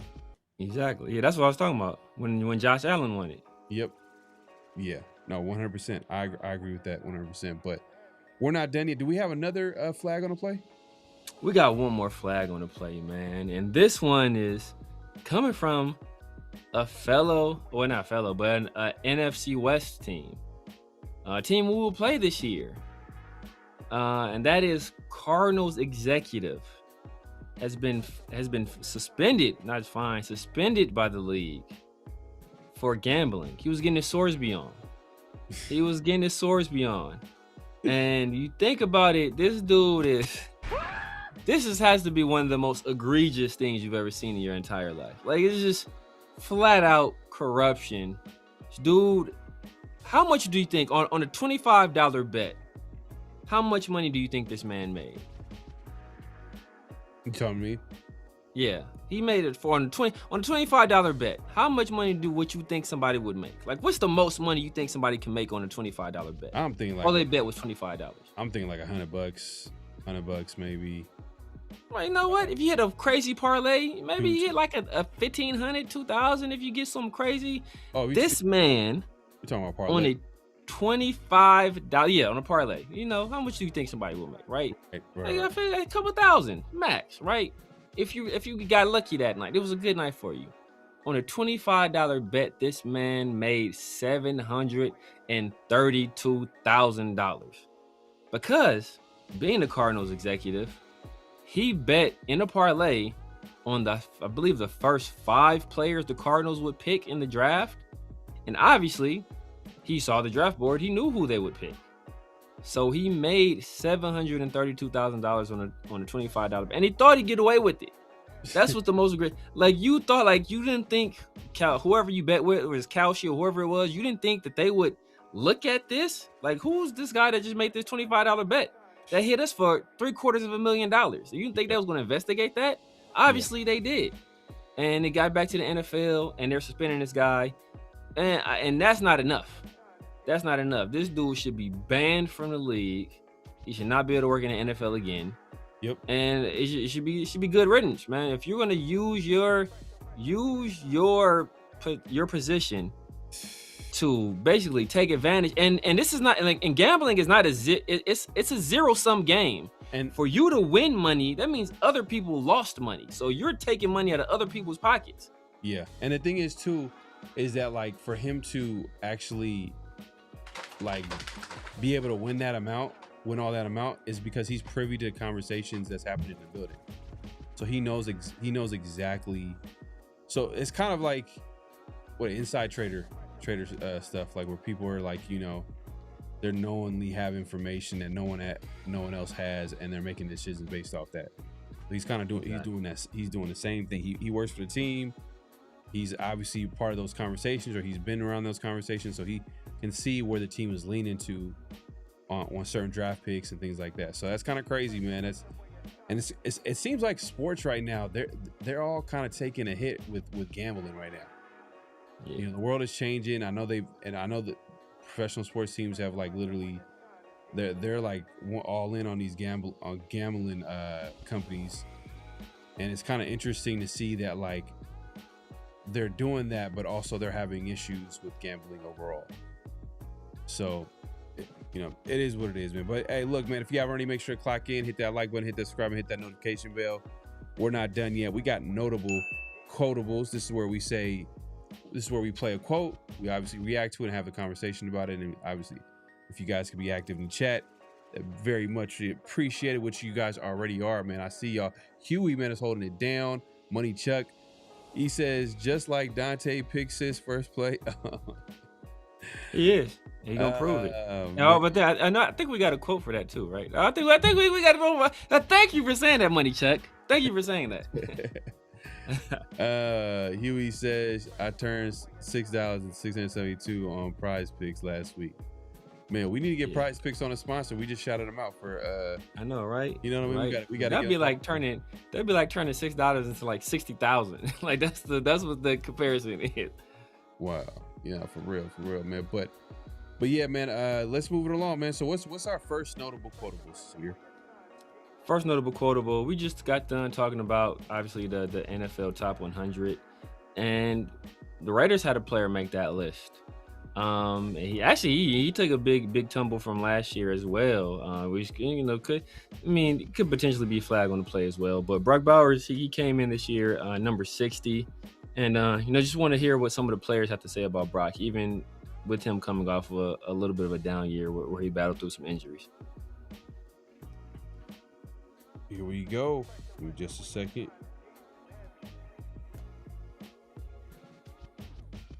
I think I sent it to you, right? Yeah. Or I sent, yeah. I think you sent it to me. Okay. Brock Bowers, right? Here we go. Yeah.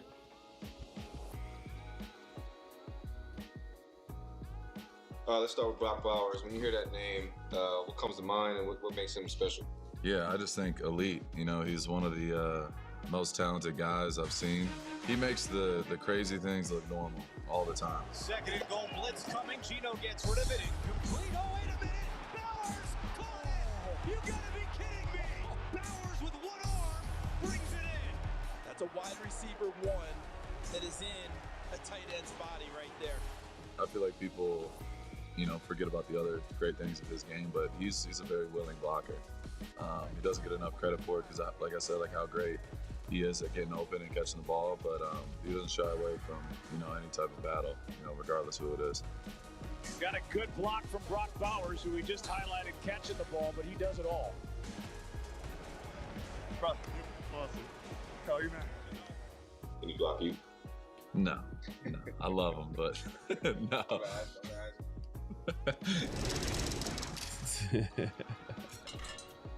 Dude, Brock's sick, dude. He's almost faster with the ball in his hand, which is weird. Bowers along at the 35, far sideline 40, Bowers to the 50, and he's chopped out of bounds with speed at the 35-yard line. 89. We got to get over there. Whatever our rules are, cover him. I don't care what the coverage is. Okay?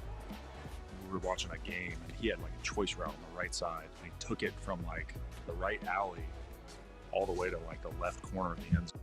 He's a freak with the ball in his hands, and I think he's only going to get better. He's a game changer on offense, like Max Crosby is on defense. Any favorite plays of his come to mind from this past year? Probably the back shoulder, that one-handed catch he had was ridiculous. I think it was the Jags game. Yeah, he had an insane catch. Fade, right side, Bowers, one-handed grab! He somehow pinned it! One of the toughest catches you'll ever see! He can work as an isolated receiver, one-on-one. I mean, he's as good of a young tight end that's come out of the draft in the last 10 years. That one definitely sticks out. If you're going against DB, you might have to be a little more physical and, body him up a little bit. So it just depends on who you're going against and what the play is, really. I think Brock might be the best offensive player I've been around my whole entire life. Yeah. That was Malcolm Kuntz, by the way, saying that. Malcolm Kuntz saying that he's probably the best offensive player that I've ever been around in my life. That's crazy. That's crazy. Anytime you see a professional athlete, they don't even have to be Malcolm Kuntz. It could be anybody else. But if they're saying that, and obviously, Kuntz has been in the league for how many years now? So he's seen it. He's seen a few players, but best offensive player he's ever been around. Well, been around is the qualifying right there. So it's Devontae, but Devontae and Josh probably only the two candidates you would have. True. Be in that category. True, but just Bowers is just now he's different. It's just the way he's doing it too. He's how he's just doing it in every type of way that you could think of, in terms of he's I don't know. I think Brock is easily the best tight end in the league. I think he established himself hopefully this year if he stays healthy. I think it'll be no doubt in anybody's mind. I think there's certain places surprisingly ESPN, but that was more to do about what executives and coaches and scouts were saying about top 10 players in positions. But the fact that they had a number one, I knew that they seen what we see.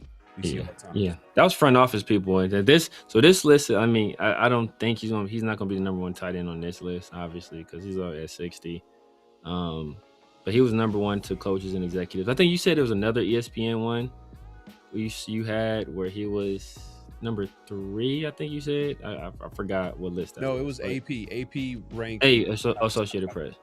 Yeah, Associated Press. Okay. And if you think about Madden, there's other media outlets as well, and they had him the 3rd ranked tight end in terms of ratings. His number 1 was Trey McBride. Think so. Trey McBride is number 1. Yeah, number 1 was Trey McBride, but number 2 they had George Kittle, which I thought was crazy. Yeah, he's coming back from injury, serious injury. He's better than George Kittle now. Yeah. I think George Kittle has that edge. He's been having that edge over a lot of tight ends because his ability to dominate the run game. But as of right now, I think he's still figuring it out. But that catch against the Jaguars, though, that was wild, man. That was probably insane. Would you say that was probably the best play of the year from a Raider player? That catch. Yeah, I would say. I mean, you could take that or either that or the Genty run against Chicago. I think those are the two best two candidates right there. All right. We'll see, man. Trying to pull up the next notable quotable. We're not done yet. Yep. The next notable quotable, excuse me, is from our guy Todd McShay, and the Raiders.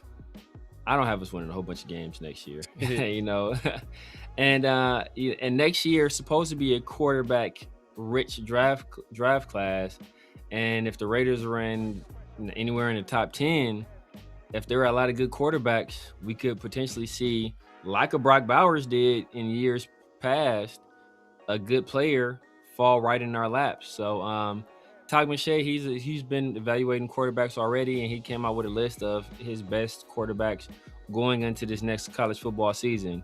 And you won't be very surprised at all who's at the very top of that list. Money Chuck. Dante Moore, Oregon 1. Lenore Sellers, South Carolina 2. Sam Levitt, LSU 3. At 4 is CJ Carr, Notre Dame, and Arch Manning, Texas, in either order. Same grade. At 6, Darian Mensah, Duke, transferred to Miami. At 7, Nico Iamaleava and Trinidad Chambliss, identical grades. Put Chambliss at 7, Nico at 8. At 9 is Julian Sayin from Ohio State. At 10 is Brendan Sorsby. At 11 is Jaden Mayava from USC. At 12, he'll be in the class here, Oklahoma. And I got news for you. I want to say it's like 12.7 over like the last 5 years that are drafted through the 7 rounds. I'm talking about 12 guys that are the first 2 days grades right now. Sheesh, man. All right. Well, hey, that's definitely high praise. But I guess you're right. He's still going to be part of the draft class. He's going to enter the draft next year. And Brendan Sorsby, seeing that he had him number 10. But I think a lot of that had to do with him not playing this year. So it's like there's no way that he's going to put those other players behind him, especially when he's not going to play this year. So there might possibly be a regression with Sorsby. But hey, look, your guy Dante Moore right now is ranked as the number 1 quarterback. That's going to be interesting to see. I think I'm trying to think. Yeah, it happens every year where we assume that, like, hey, the quarterback class is going to be good and this, that, and a third. But like, I won't say every year, but then last year was one of those years where like we didn't expect Mendoza to be that guy, like being the number 1 pick before the season. We expect the Archie Mannings to be balling out, and for them to have that buzz to come out number 1, to come out and compete and be number 1 overall pick. Man, I don't know. I just think I think Sellers being number 2 might be that's an interesting one. Interesting, because it's like Sellers. I wanted him to transfer. He didn't. He's staying. We'll see if like him and I guess him playing with his brother, because I think that was a big factor in him staying in South Carolina. Yeah. We'll see if he takes the next step, but I would want him to. I wish he went to like he hit the transfer portal and went to like a quarterback friendly situation. But I think Sellers being a number 2 is kind of, from a talent perspective, I can see the talent, but just overall like talent and just body of work, I'm just like, man, I think they could have went a different direction. But yeah. I mean, it's tough because the physical talent is obviously there. But like you said, there's just his situation in South Carolina is so bad that, will he get a chance to really showcase his talent? And I think this year is different than years past, because I mean, I think a lot of people thought this past draft class was going to be a quarterback rich draft class, but so many of those guys still had eligibility, so they opted to go back to school. So, and I think a lot of those guys won't have the option to do that this next year. Obviously, Sorsby won't, Chambliss won't. Mensah will. I don't think Mateer will. So there's a few guys that I don't think Nico will leave. So there's a few guys that basically they'll essentially have to come out this next draft class. So it won't be like this year where, you know, we expect it to be this great draft class for quarterbacks. No, everybody's staying at school. Like a lot of those guys are gonna have to come out. So we'll see. I mean, I was watching another video from McShay, and he was talking about Darian Mensah, and he was saying that, you know, Dante Moore is the best pure passer he's seen in college football the past 2 years. And he said that Darian Mensah would be like that next guy. He'd be just a pure passer. Like he said, he's that next guy. He's like, I think he said if there's like one player in the if it's like, I think he said if it's a third down or something like that he had to like take one player in all of college football that he just trusted to make the right decision and to make a good throw, accurate on time, and read the coverage. So he's like, I think he said Darian Mensah will be the guy, which was crazy. And I mean, I love Darian Mensah. I know he's one of my favorite quarterbacks in this next draft class. But for him to put that kind of praise on him, I mean, that says a lot. Hey, I hope all these quarterbacks come out and they're balling out. And I know McShay said a lot of these quarterbacks all have like, round 1 and 2 grades. Because what that means is the Raiders can possibly get a great player at whatever they pick. I know this is early, but I'm going to get ahead of it. I'm just like, hey, look, if the Raiders possibly finish with a top 15 pick, top 10 pick, then they might get a blue chip, like can't miss prospect, just because there's going to be quarterbacks kind of like getting drafted early.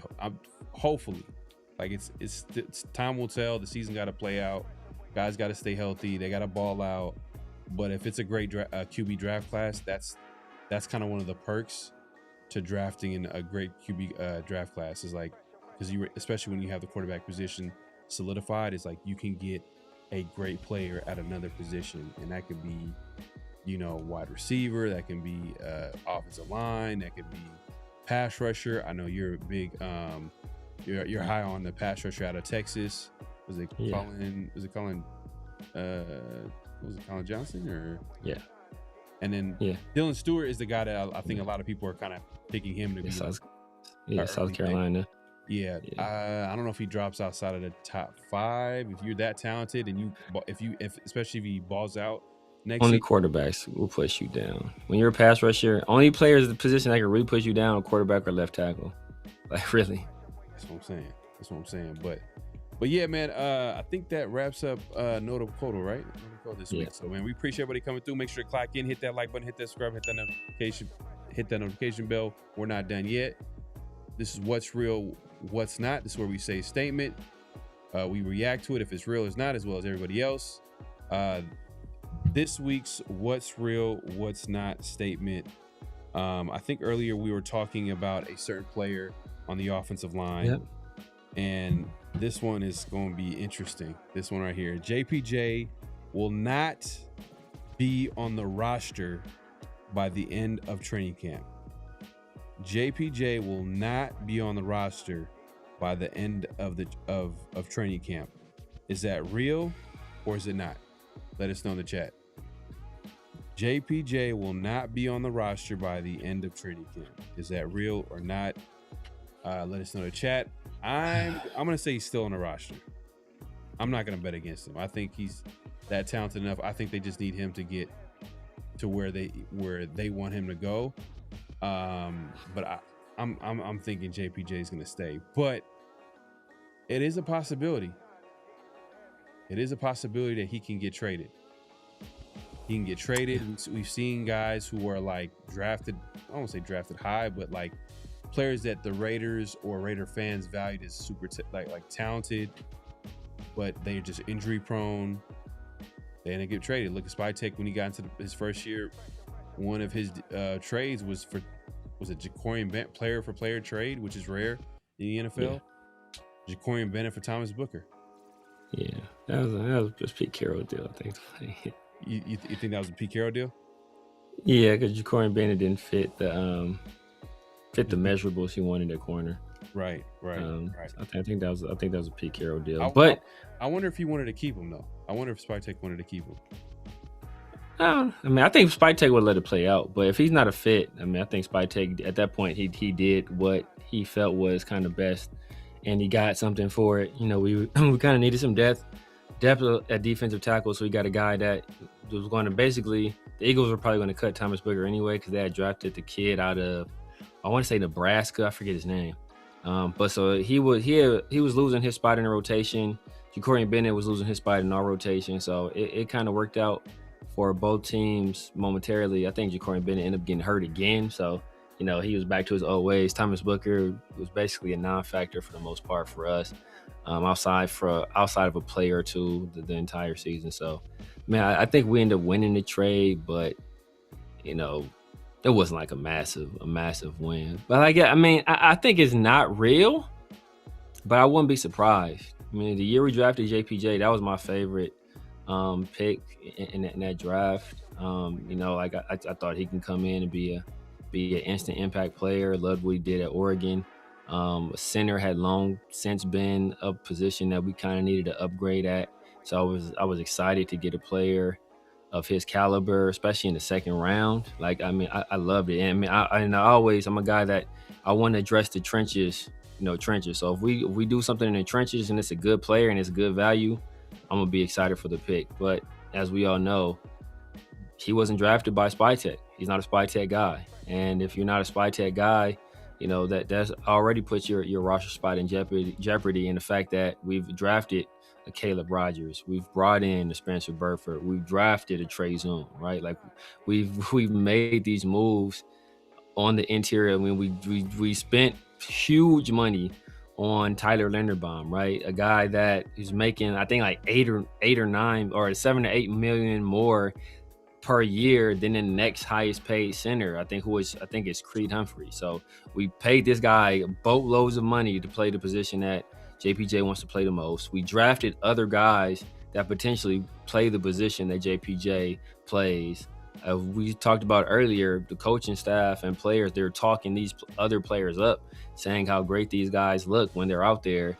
Like, it's not out of the realm of possibility to say, you know what, if it's close between JPJ and Rogers or JPJ and Zoom, and there's a team that expresses some interest in JPJ, whether that be at guard or at center, then we think long and hard about pulling the trigger on the trade. I would not be surprised by that at all. Yeah, 100%. And I think one thing that you said is that, like, there's no connection to Spytek has no connection to JPJ, so it's easy for him to make the deal.